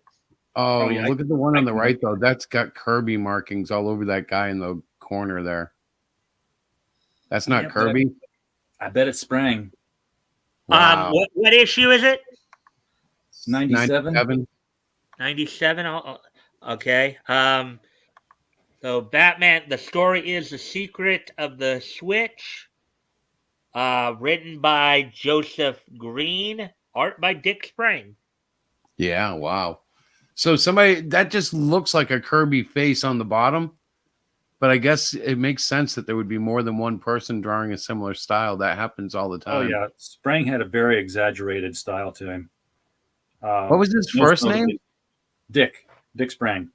All right, no, I'm thinking of someone else from the 70s, I think. But yeah, And the man had to have endured many jokes growing up, I'm sure. yeah, Dick Sprang. He might have started that. That would be a great icebreaker. Hello, ma'am. My name is Dick Sprang. Cut right to the point. Yeah, can I spring an idea? Ooh, that guy's gonna fall. Look at he's gonna trip through that chain there. His leg is all gonna get all caught up. Yes, he is. That's how Robin's gonna get saved. I think he's got those gloves on. I have never liked stories with steel girders and buildings. Ever since I saw that photo of the men eating lunch on the I was gonna ask if you've seen that. Yes, that's so creepy. Oh man, that makes my scrotum tighten. Yep. I get that too. I don't like that. Has to be Photoshop. Well, just the fact that like it's so old, I'm like to think there probably was somebody who was like, "Yeah, I'll go up there and eat. Give me a free sandwich," you know. The sad story of those people that were sitting in line eating their sandwiches, hundreds and hundreds and hundreds of feet above the ground. Yeah, is that when they actually get down to the ground, they have a reverse vertigo. Oh, really? Yeah, they're so used to seeing everything from a distance at ant level. Everybody at ants. When they go to the ground and the people are no longer ants, they have reverse vertigo. That makes a kind of sense. I'll go with it. I'll say yes. The girder one right there, the girder story. The name of that story is "The King of the Hobo," written by Don Cameron and art, of course, by Dick Sprang, with villains being Silver Silk, Soapy Waters, and Squint. Soapy Waters. Soapy Waters is a villain? It sounds like a play on Soupy Sales. Oh, and here's another little bit of a trivia for you guys. True or false? Alfred's name has always been Alfred Pennyworth. Nope, false. Yeah, false. Well, Alfred Beagle. I'm going to go with Do false you, too. do you guys know what his last name was during the Golden Age? Beagle. Correct. Alfred Beagle. I thought it going was. back to a point you guys were talking about, going back to Beagle? a point you guys were making earlier. Yeah, Alfred Beagle. And going back to a point you guys were making earlier. Did they say what the heritage of Beagle is? Because Pennyworth is from England, so English. Yeah, And he was Beagle still is English. English too? He was still English. Okay. Yeah, he was still English. Okay. Yeah, he was going back to a point you guys were making earlier too. At least around this time, early in the mid 40s here, 43, 44, 45, around there. In the Batman titles, they would have like 3 features in the book, 3 stories in the stories, and usually the one in the middle they did dedicate to what they called the Adventures of Alfred, which basically was him as you kind of a dopey like detective, armchair detective. Alfred Beagle was a little bit more rotund. He was bald. He wore a derby. They did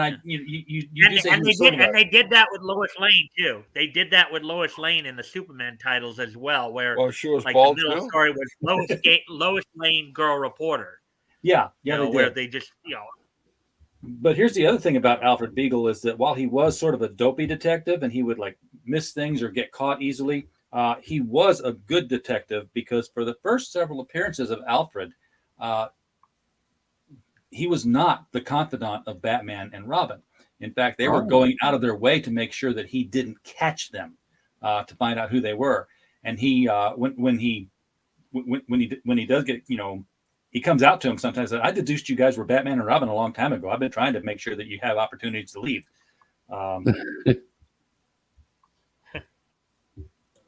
It's sort of like the Ant in the Batman 66 series. Yes, Aunt Harriet. Yeah. Land's sakes. Where do that sounded like 3PO go in that room? There's no exit. They go on so many fishing trips. Okay, this kind of bugs me. Aunt Harriet Cooper, played by the late Madge Blake. Yep. This bugs me. Unfortunately, passed away towards the end of the second season. Issue 100 bugs me. Oh yeah, the Why composition.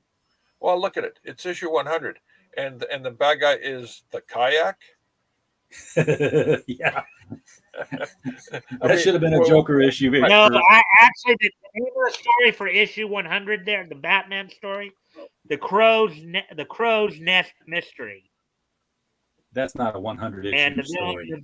Yeah, I think that's what George was meaning. Like that cover for 100. I'm is Batman even on the cover? I know he's down in the corner of the left, but yeah, they didn't treat them as collectibles. Yeah, and they didn't treat Batman's obviously the star, but they I don't know. I know that in today's times, an editor would be like, "What the f?" You get in there and you draw Batman. Well, you have to remember too; these were anthologies back then too, guys. These were anthologies, so yeah. You aside from Batman in there, you also had Boy Commandos, Slam Bradley, Airwave, and three ring Binks. Yeah, but all we have on that one is June 10 cents. They didn't. There's just they didn't play up the 100. They didn't make the. Yeah, there was no concern about 100. It wasn't a big deal to them. Yeah, it's just another book. Wasn't double sized or nothing. It's only 100 issues. What are you getting excited for? Yeah, we saw millions of these things. Yeah. There was Detective Alfred again, actually wearing a deerstalker cap.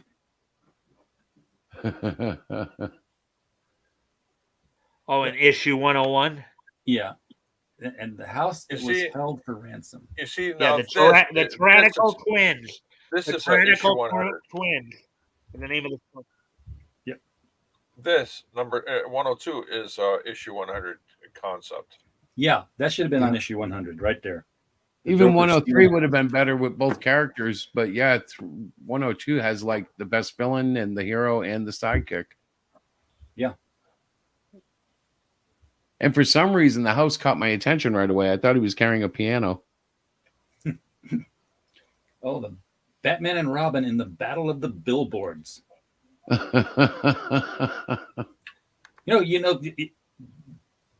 Billboard companies had to hate them because they burst through so many of them. Yeah, that was the thing back then. Yep. Oh no. 105, the Batman goes broke. That's Man, interesting. that Batmobile would go quick. That's interesting because what's it, the Dark Knight Rises, Bruce Wayne, after 8 years, neglecting his company and also the Batman character, his company is either broke or revenue neutral, so it didn't have enough money to fund charities of any kind. I didn't remember that. And that's a thing. Is there any mention? Okay, okay. Let's follow this thinking. It's Batman. The majority of the story is Batman, but there's also Bruce Wayne. And how many clever writers actually made Bruce Wayne, an interesting character? Because from my understanding, Bruce Wayne only became an interesting character from the 80s and up. Yeah. Before that, it was just Batman. Right. It was ridiculous. I mean, he's Bruce Wayne, but the character of Bruce Wayne, as far as my understanding of comics, was virtually non-existent in practically every Batman comic book. He existed long enough to read about the crime in the paper while he was smoking his pipe. Yes, smoking. Batman smoked. Yeah, that kind of concept was it was strange. It was I mean, Denny really, really O'Neil. strange. It was Denny O'Neil that I think gave us the most interesting Bruce Wayne, and that was they left Wayne Manor behind. He moved downtown Gotham, which made sense because why would you want to drive 10 miles when you're needed in an emergency? So he lived on the top of the Wayne building, and I love the design of the thing because like the damn thing had trees growing on the top of it. It was just a beautiful architectural design. The Batman Goes Broke story was written by Don Cameron with art by J. Winslow Mortimer. I don't know either one of those guys. So. Ooh, the Phantom of the Library. Well, Don Cameron apparently was writing a lot of these stories around this time period because as I've been following along and been going over the information aspect of it, I've been seeing his. He was the writer on some of those Dick Spring covers we were talking about earlier. Oh, okay. So it That's was a big probably head. around this time. Look at this on the left. Jim Carrey. Oh, no. Oh. For issue number 105, the approximate on sale date was September 21st, 1945. Cool. The issue 106, half of the concept is presenting itself on this cover. The other half, the concept of the bad guy in the yellow outfit with a spotlight, is presented way back in the tens. Oh, I get you. The pose, the character poses. Yeah, because we saw that spotlight before there was a Batman. And give me a second. Well, just the name of the story is The Phantom of the Library, written by Don Cameron, penciled by Bob Kane, inked by Ray Bumley. But we're looking at the cover elements here. If you take that cover element from Detective Number 3, see the guy standing against the wall with the spotlight on him? At 205? Yeah. Or 105. Yeah, and then you take 205 where it's the Phantom of the Library. Dick Spring was the one who did the cover art for that. Yeah. And you take that and you join it with where they're the Phantom of the Library, the stance. You just basically cut the characters out of that, put them on the spotlight cover, and you've got the one of the more classic Batman and Robin poses that got used later on. Wow. And is it just me, or does the Phantom look like they drew Jim Carrey into a comic book? It really does. Yeah, that is Jim Carrey. Yeah. Where the The guy comes out of the popping his picture. head out the window there, or out the frame. huh. Bullets. And here's a guy with a $5,000 reward poster, so Batman's going to punch him. What's the? Because Is Batman that a went cop broke. in the background taking the wanted sign down? I guess he is. Batman caught him. Batman went broke, so he's going after the rewards now. He's bounty hunter Batman. I'm the Bat, the big bad Bat, the bounty hunter. You made me think of the dog. I know, that was what I was trying to do. Oh, all right, that worked. Well, now he's pretty. Now he's. I think he's semi-retired from bounty hunting. He hasn't been quite as active with it since Beth passed. No, Beth was the business, so he basically did the action based on where she sent him. Yep. I met them in person. They were in St. Louis. I couldn't get. Were to they talk to hunting them, you, but or I did you just yeah. meet them? Yeah, they were. He was on a book signing tour, and Cool. I went and got the book signed. I got to talk to Beth for a little bit because she was at the end of the line. You got the book signed by Dog, and then you as you walked out, there was Beth, and you're like, "Hey, Beth." She was short. So was he, though. They were both not very tall people. Not what you expected, I bet. No, I mean he was definitely buff and built, but he was probably about 5'6", 5'7". No kidding. You would think he's bigger on TV. He looks bigger. I'm doing my Ethan Van Sciver Well, impression. isn't that the case? Usually, everything looks bigger on TV. Depends on how big your TV is, right? I'm doing my Ethan Van Sciver But impersonation. I had also heard that I heard she was. I did hear she was short. I thought she was something like 5 foot, maybe at most 5'2". She was very short, but he was not much taller than her. Okay, I just got to say, I really dig the red mine car there. Like, it's impossible. The whole thing is really weird and impossible, but still cool. Yeah, Like Robin is really gonna get it. I don't care what happens. He's dead. But there's no stopping that car in time. yeah, he's not, and he's so far over. I don't see how he could roll out of the way or. Yeah, but still, it's a cool looking picture. I don't know what's Old Town happening on the USA left. is the name of that story. On the left is another Alfred the Detective story. Ah. Oh, so that's him there in the purple jacket then. Yeah, I, Batman and Robin, are working with Scotland Yard in this issue. Are we in the 60s by now? Is that what this is? No, I think we're still in the 40s. Mike, what's Wow. the date on No, issue these 112? are 40s. For issue number 110, there, the one with Alfred on the cover. Approximate on sale date February 22nd, 1946. So the Cover date 60s April of borrowed a 1940. ton. Like this Mhm. Batman, the 60s Batman cowl looks a lot like this one in a lot of these drawings. Didn't change a whole lot. No. You notice the Batman symbol is still black on his chest too. Yes. That's the glad- you'll know you get the Earth 1 Batman, the first Silver Age Batman when the yellow oval first appears. That's technically the first Silver Age Batman. The Golden Age one never had a yellow oval. Interesting. It's funny how right. much of that lore is there. too. Okay. Mr. Yanafui's making another comment about my forehead. Just be glad I'm not Bam Bam Bigelow. I might just headbutt you. There you go with the forehead. The perspective on the boats on the right, the mast, technically speaking, is right on the edge of the boat.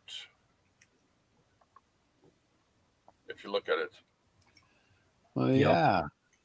There's no way for the even if you draw out the perspective lines, there's no way that the mast will end up being in the center of the boat. Nope. It's a side mast. And by this point, they're now down to like 4 stories an issue, whereas just gone from 5 to 4. So you're also seeing, they're lessening the number of stories, but giving them more pages. Yeah. Like the Batman story. Let me just check for at least this one. That Batman story is 11 pages at that point from issue number 113. But I know you guys have already gone beyond that. Oh, this is interesting. Look at the Detective Comics, just like Action Comics, Right.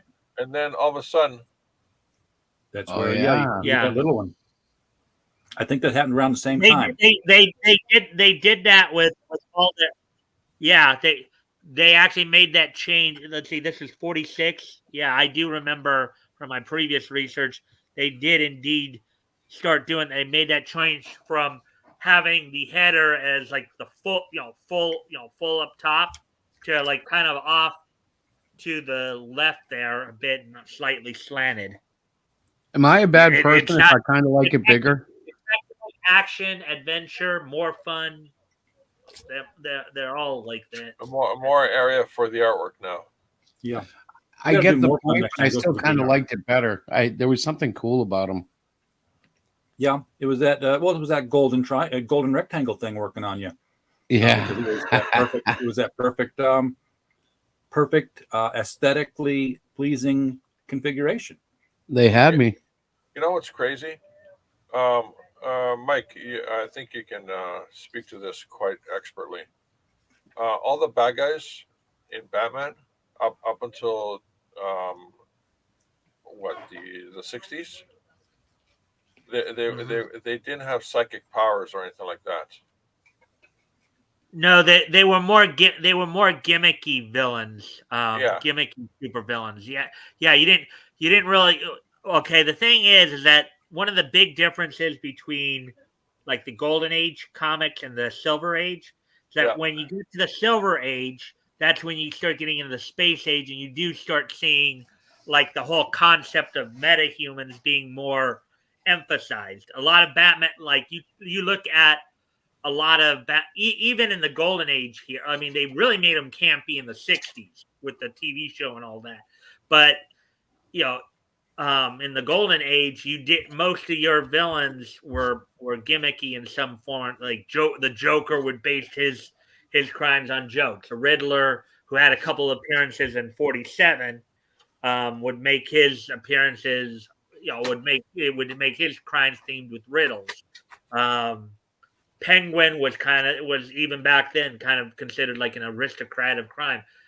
Catwoman's probably the one of his main villains who's probably gone through quite a her character had quite a number of changes over the years, to where like when she during this time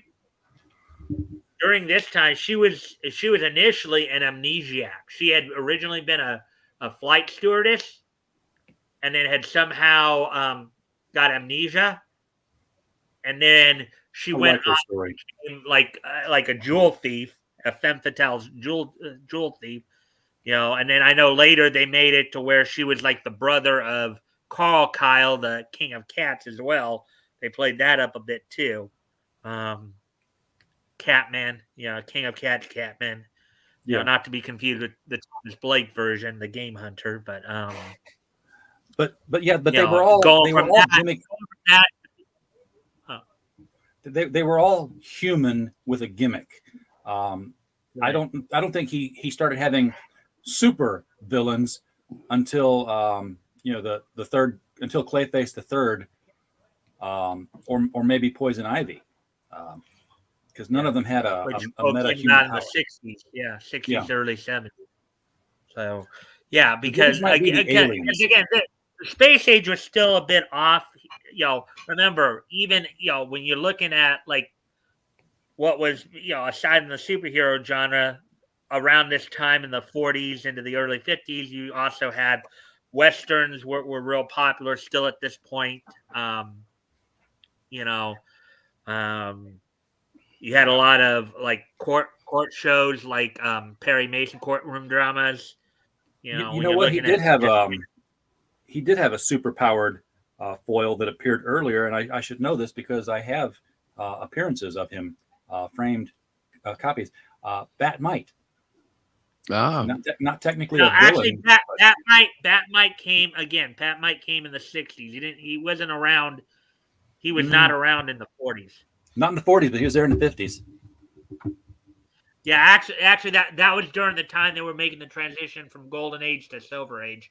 Yeah, I do get your point there. That would have been somewhere in the mid 50s there as they were making that transition from, basically Bat-Mite was on Earth 1. That was one of his, and Bat-Mite really wasn't a rogue though. He was just a pest. Yeah, he was a pest. He was trying to help them all the time, but he always made things worse. I'm trying to find. But he wasn't really an antagonist. He wasn't like Mr. whether it's Earth 2's version, Mr. Mix, yes, Mitch Fidlick. Yeah. or Earth 1's Mr. Mix, yes, Bitlick. I think if I were. Here we go. The next one. Penguins. What do they call those? I can't even think of their name now.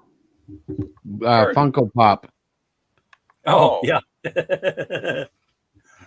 Yeah, That's cool. the I future. love all these metaphor covers. Well, the one on the right goes right back to Batman's, throwing Robin into danger. Yeah. let me slingshot you into the guy with the gun. But he did well, obviously. Did do very well. He was. Yeah, was by Boy Wonder. this point too, for the one you're talking about with the Robin cover there, where he's catapulting him or whatever, that's issue number 121. By this point, of course, Boy Commandos had become the secondary feature on here. By this point, at least with these, I don't know if it was this way with some of the other comic companies, but as you guys remember, these are anthologies, and your primary feature was your first story, and your secondary feature was your last story, and then everything else in between. So, Is this the first appearance of Catwoman? No. Catwoman first. She and the Joker both appeared in Batman #1. That was their first appearance in Batman #1. No, we're talking about Detective Comics. Oh, is that her first appearance in Detective Comics? It might Yeah. be. I don't think so. If she was in before that, we haven't seen her on a cover. Yeah, that's At least why- not tonight. It may be because according to this, the last appearance she was in Batman #39, and Batman 42 is her next. Let me just check something here for you. This might be her first Detective Comics appearance. Fascinating. I haven't seen her on the cover show up. Well, this is the first woman I've seen on the cover. This is stupid. Okay. Google and comics don't go together. I've literally typed in first appearance Catwoman, and it's like people also ask, when did Selena Kyle become Catwoman? You want to know the Try answer to that? DuckDuckGo. Try DuckDuckGo. The answer is Okay, 1993. Yes, this is her first appearance in Detective Comics 122.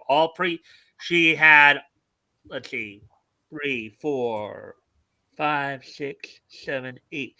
She had 9 previous appearances. 8 of those 9 were in Batman, and then she actually was in a story in World's Finest Comics #6, The Secret of Bruce Wayne.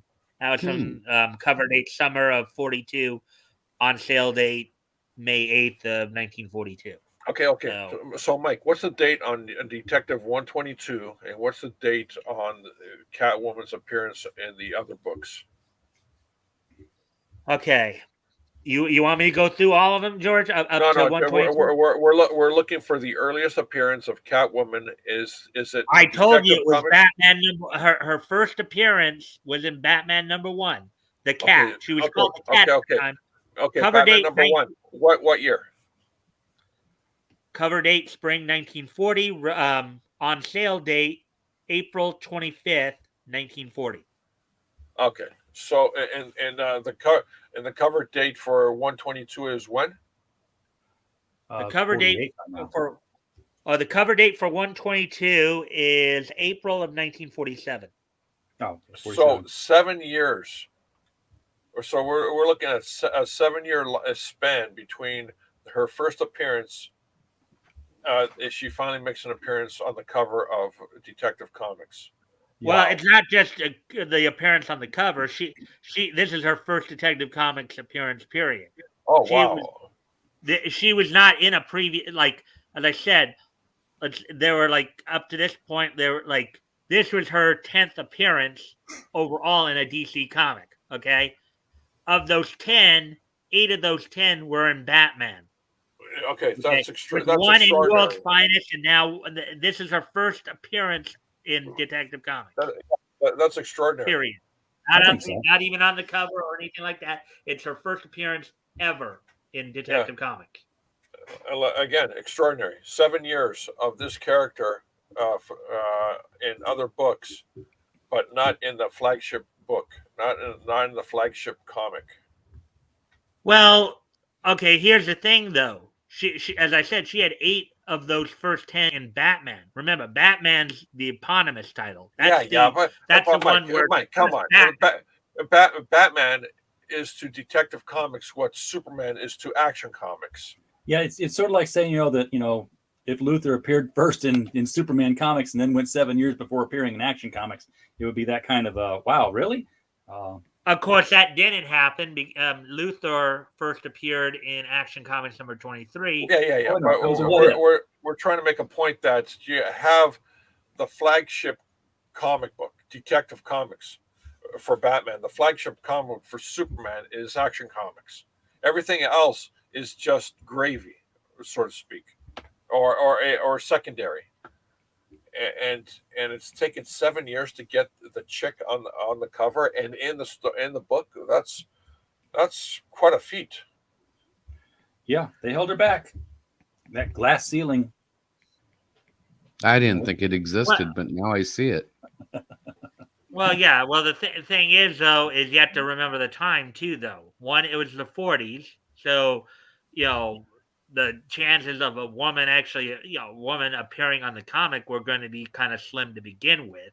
I mean, this is her 10th appearance overall in DC Comics. Okay. So, you have to think about the times, too.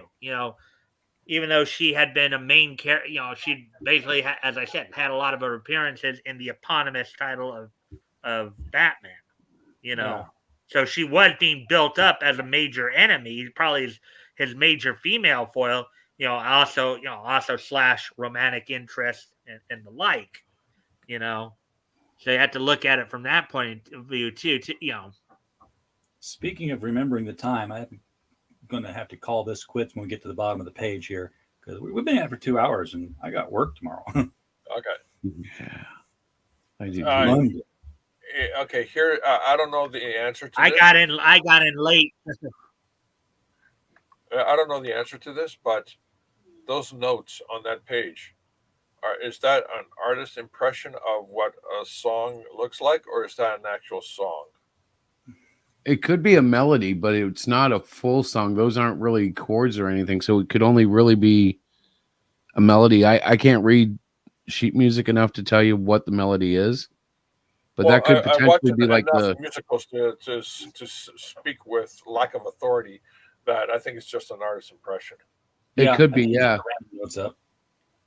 But look closely. Words and music by, is that Bob Kane? Yeah. Yeah. Words and music by, there's the Bob Kane signature, signing it like he drew this cover. You know what? Somebody should sit down and transcribe that. Well, Well, Bob Kane, according to the cover credits here, he penciled it, and then the ink was done by George Roussos. The Batman story was titled "The Crime Parade." George By the way, Keenan said, George Russos is the father of the Russo brothers. Oh, "Sure, okay, why not? This isn't Twitter. They won't flag us for misinformation." you guys got to let me know after the show what was misinformation. Everything. Everything George says is blue check for misinformation. I love it. And yet, boy, I'm going to flag the stream. Biden comes out and says today that you're 90 times more likely to die if you're unvaccinated, and everyone was like, "No, that numbers don't say that at all." Yeah. Oh, that's so. And Twitter just lets it fly. Yeah. Well, Twitter, like they've kind of put themselves in a corner. Now they all look stupid after what they did to Trump. It's like, Yeah. So I reported it. I reported the tweet. Let's focus, gentlemen. Focus. yeah, we got covers to talk about, we're right? looking at Batman and Robin being sadistic and watching the Penguin burn to a crisp. Fried chicken. Look at those. He ran into the high wires. High tension wires. Well, Robin, it looks like we're having Penguin for dinner tonight. Yeah, roast bird. The Case of the Silent Songbirds is the name of that story. Name of that Batman Another story. Penguin Hey, crime who's case. the bad guy on the right? I mean, he looks familiar. He looks like a Captain Marvel type of bad guy. Shazam, Captain Marvel. Yeah. Oh, you mean Dr. Savannah? Yeah. Yeah, with hair and a beard. I'll find out. Let's see. The story there for that particular cover is Pygmies in Giantland. The villain's name is Dr. Agar. Of No course. further appearances. This is his only appearance. Agar. What a memorable Now, of course, character. For some reason, I can written remember. by Edmund Hamilton, art by Charles Paris. For some reason, I can remember these double dactyls And as- they did in a Batman anniversary issue, and they wrote these double dactyl poems in honor of all the villains. And the only one I can remember all the way through is Penguin one. It was Auckity Squawkity Oswald C. Cobblepot. With other Batman foes often has words. Catwoman says he has alierophobia. That's fear of cats. She thinks he's for the birds. Well, that's pretty cool.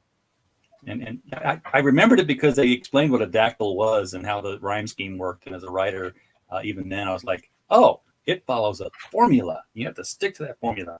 You have to have a 6-syllable word for that one line.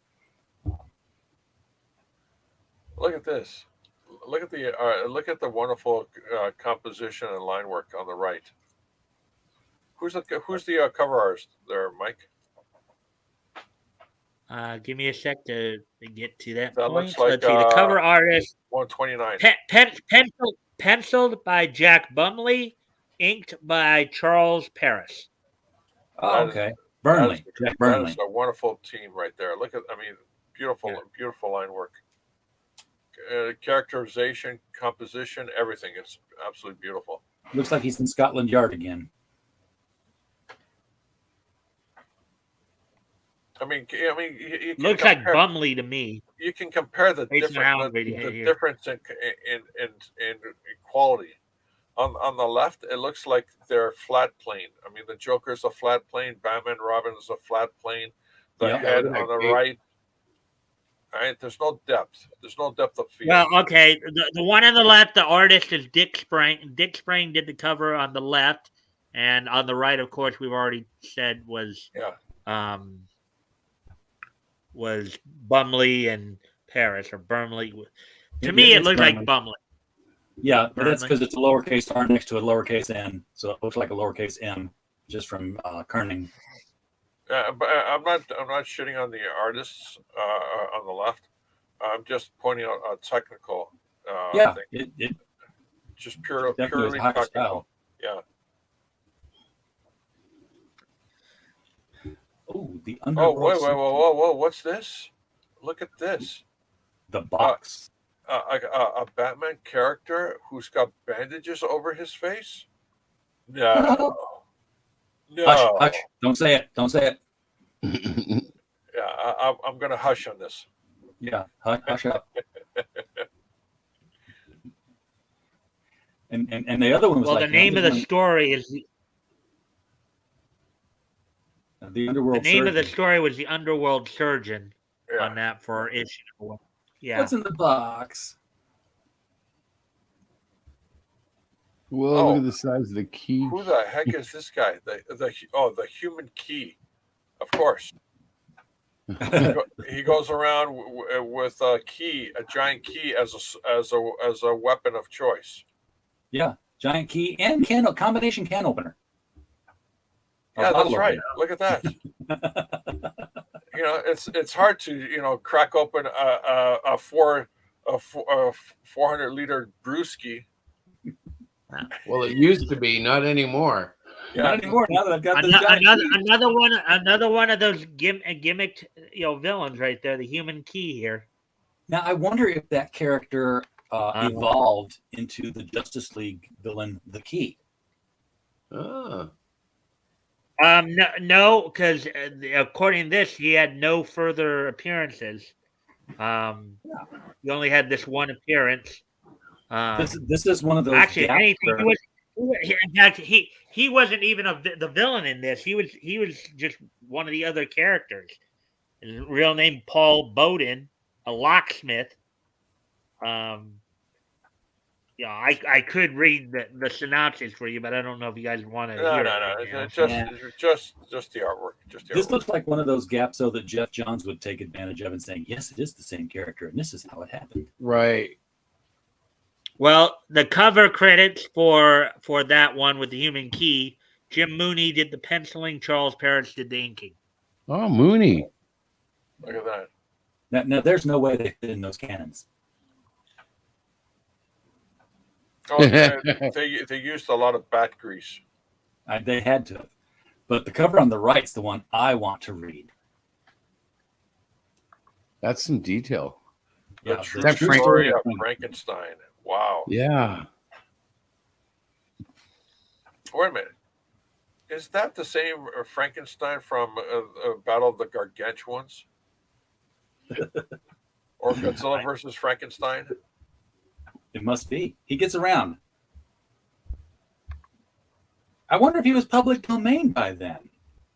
The Frankenstein? true story of Wait. Frankenstein. What's Mike? What's the date on this? On 135? Yeah. Yeah. Approximate on sale date, March 24th, 1948. Cover date, May 1948. I think Frankenstein may have been in the public domain already. Yeah, well, it was 150 years old or 130 years old. So Yeah. The funny story thing is- the story was Mike. written by Edmund Hamilton, and penciled by Bob Kane and inked by Charles Parrish. Funny thing is, a lot of the early Disney movies, cartoons, yeah, they were under copyright, and from what I discovered, Disney paid $0 in fees. Huh. well, I thought they got around it by taking all the oral tradition folk tales like Snow White and Cinderella and stuff like that. Yeah. Scarface. Carlson. Oh, Scarface Scarface Carson. Still at large, defies Batman. Killer vows he will not be taken alive. Shay, you won't get me. Dead Man's Chest was the name of that story. And then the Art Joker. was by Dick Sprang. No. Oh, and Carter Nichols was involved in this story. Carter Nichols is the psychiatrist who can hypnotize you to send you back in time. Oh, I remember Carter him. Nichols. Yes, he would hypnotize Batman and Robin, and that's how they would time travel. It was crazy. It's like that doesn't work. That's It's by kind the of funny when I was doing my previous research on it, and I had read some of those synopses. It's like I had the same. I'm like, how do you do that? How exactly do you do that? I mean, I mean, I can is sit there different like times play and with. then they're all different another time. I mean, Yes, their body and is that's still what happened. there. Their mind. I mean, but how then do you go from? Yeah, you could theoretically astral project yourself to another time, I guess. But then how would you materialize a body doing that? or it could be just a simple hallucination, of course. To rip off a millionaire. You went back in time, didn't you, Batman? Yes, here's your money. Yeah, here's your bill. Had a great time. Thank you. Like, we find this archaeological thing. What does it mean? We need to go back in time. Yes, and place it right there so I can find it. Yes. And then Grant Morrison, what's he do? He sends Batman back to the Stone Age and makes him jump through time till he gets home. The Riddler. Okay, Yeah. is this the first appearance of the Riddler? Yes, it is. A sensational new adversary. Yeah, I believe it is. I can double check that for you once I find. Let's see. Oh, it Riddler. definitely is. I recognize the cover. Yeah. He's trapped him in a big Chinese puzzle. Yep. It is his first appearance, and then his second Golden Age appearance, and I think this is the only other like Golden Age, or I guess, is in Detective Comics 142. It must have been tough to write the Riddler because, while he is a clever character, you have to actually create these riddles that are part of the story, and it's not like you're going to go say to a dictionary or a joke book at the time. Well, yeah, the thing is that you knew what the story was. Now, of course, the story of the Riddler is in Detective Comics number 140, on sale date August 25th, 1948, cover date October 1948.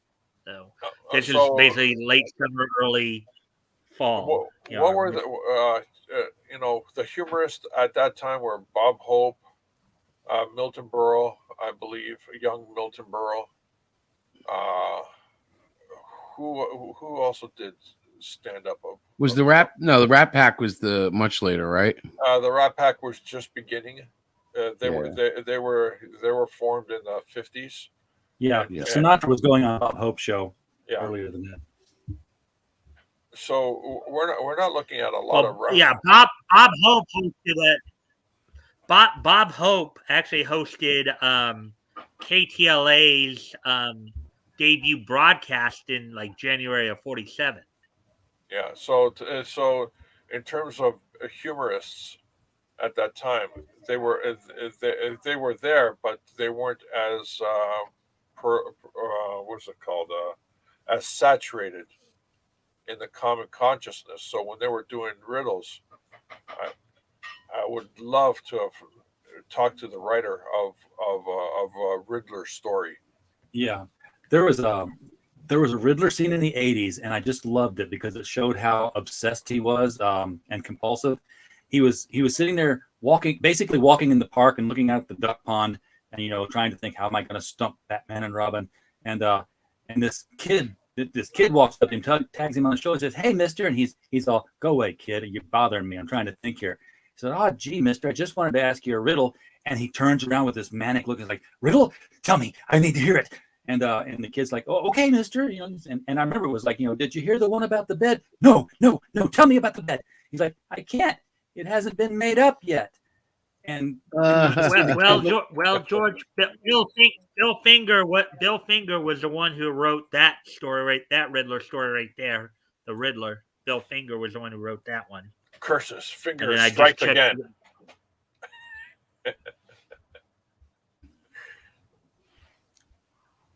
or curses, Finger gives Batman the finger again. DC gives Batman the finger.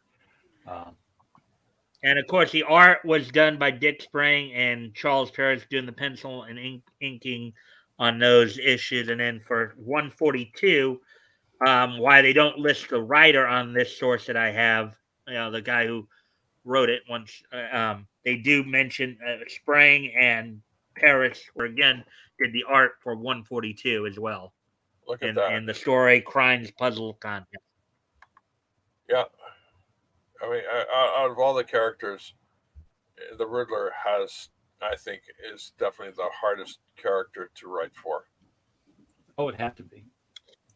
Well, they only Unless he had hangs. 2 stories, the Golden Age for him. He didn't get fleshed out more until the Silver Age. I mean, he was part of the problem was he was making his debut actually towards the end of the 40s there, and at that point, a lot of the superhero comics were starting to like wind down for a while there because they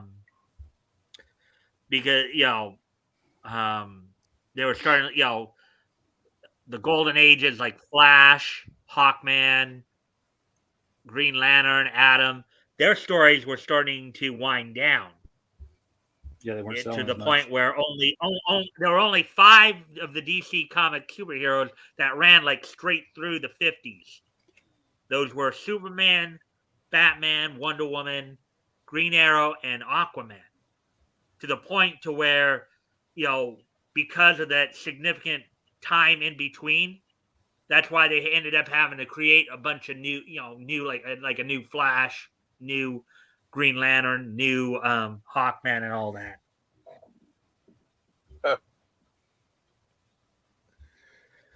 So, am I wrong to understand that Robin was graduating and they were having an adventure there? Well, yeah. Well, that's a funny thing too. Robin had remained Robin on Earth 2. He never became Nightwing. Okay. Yeah. Once Bruce retired the Cape and Cowl, he continued crime fighting with Selena and Bruce's daughter Helena, who was the Huntress. Helena Wayne, not Helena. Yeah. Now later there was of course Helena Bertinelli later, but He just moved the R to the center of his chest and he put Batwing on it. so We're almost there. Look at this. Crafty villain who's lucky It number is clearly three. looks like Batman is being shot straight on. Yeah. But It but is. if you look at the bullets, they follow a straight line, so it means that they haven't bounced off Batman at all. No, they missed. They stormtroopers here. Battles a new bizarre menace, Tiger Shark. Tiger, and I think this was his only appearance as well. I think this is his. Let me see. If I was in charge of the company, yeah, it'd be his last appearance too. Yes, this was Tiger Shark's only appearance in DC Comics.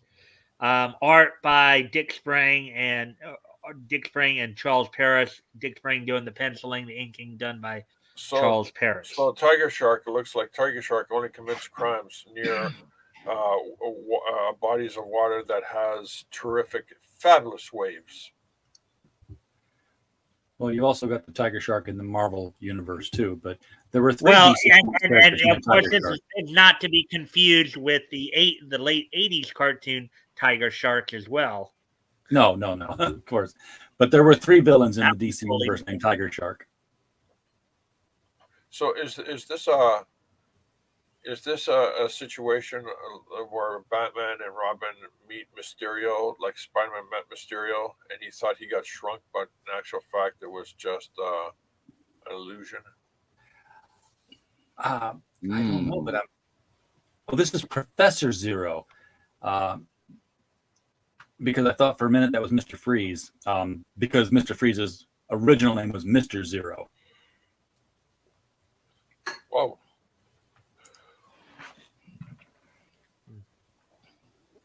All right, now we're gonna have a look. We got to look at cover 150. We got to look at 150, and then I'm going to call it a night. I'm exhausted. I got to work early in the morning. Okay, now that looks like a 150-ish cover. Yeah, that's a 150 cover. The Batman story for 150 was The Ghost of Gotham City, penciled by Dick Sprang, inked by Charles Paris. The cover art was done by Jim Mooney. Very good. Very cool. Okay, let's call it a day. A night. Let's call it a day. Cool. Well, I'm It surprised. was nice hanging with you all. Yeah, I like looking and at the old I'm sorry I got in late, guys. It's just the power went out, and then I was away from the house, so it took me a while to get back home. But at least I was able to come in. We managed it. All right, guys. See you next week. Yes, everybody in sir. the chat, thank you for showing up. Appreciate you being here. We don't have a show without you. And as always, we just hope you had a blast. Good night.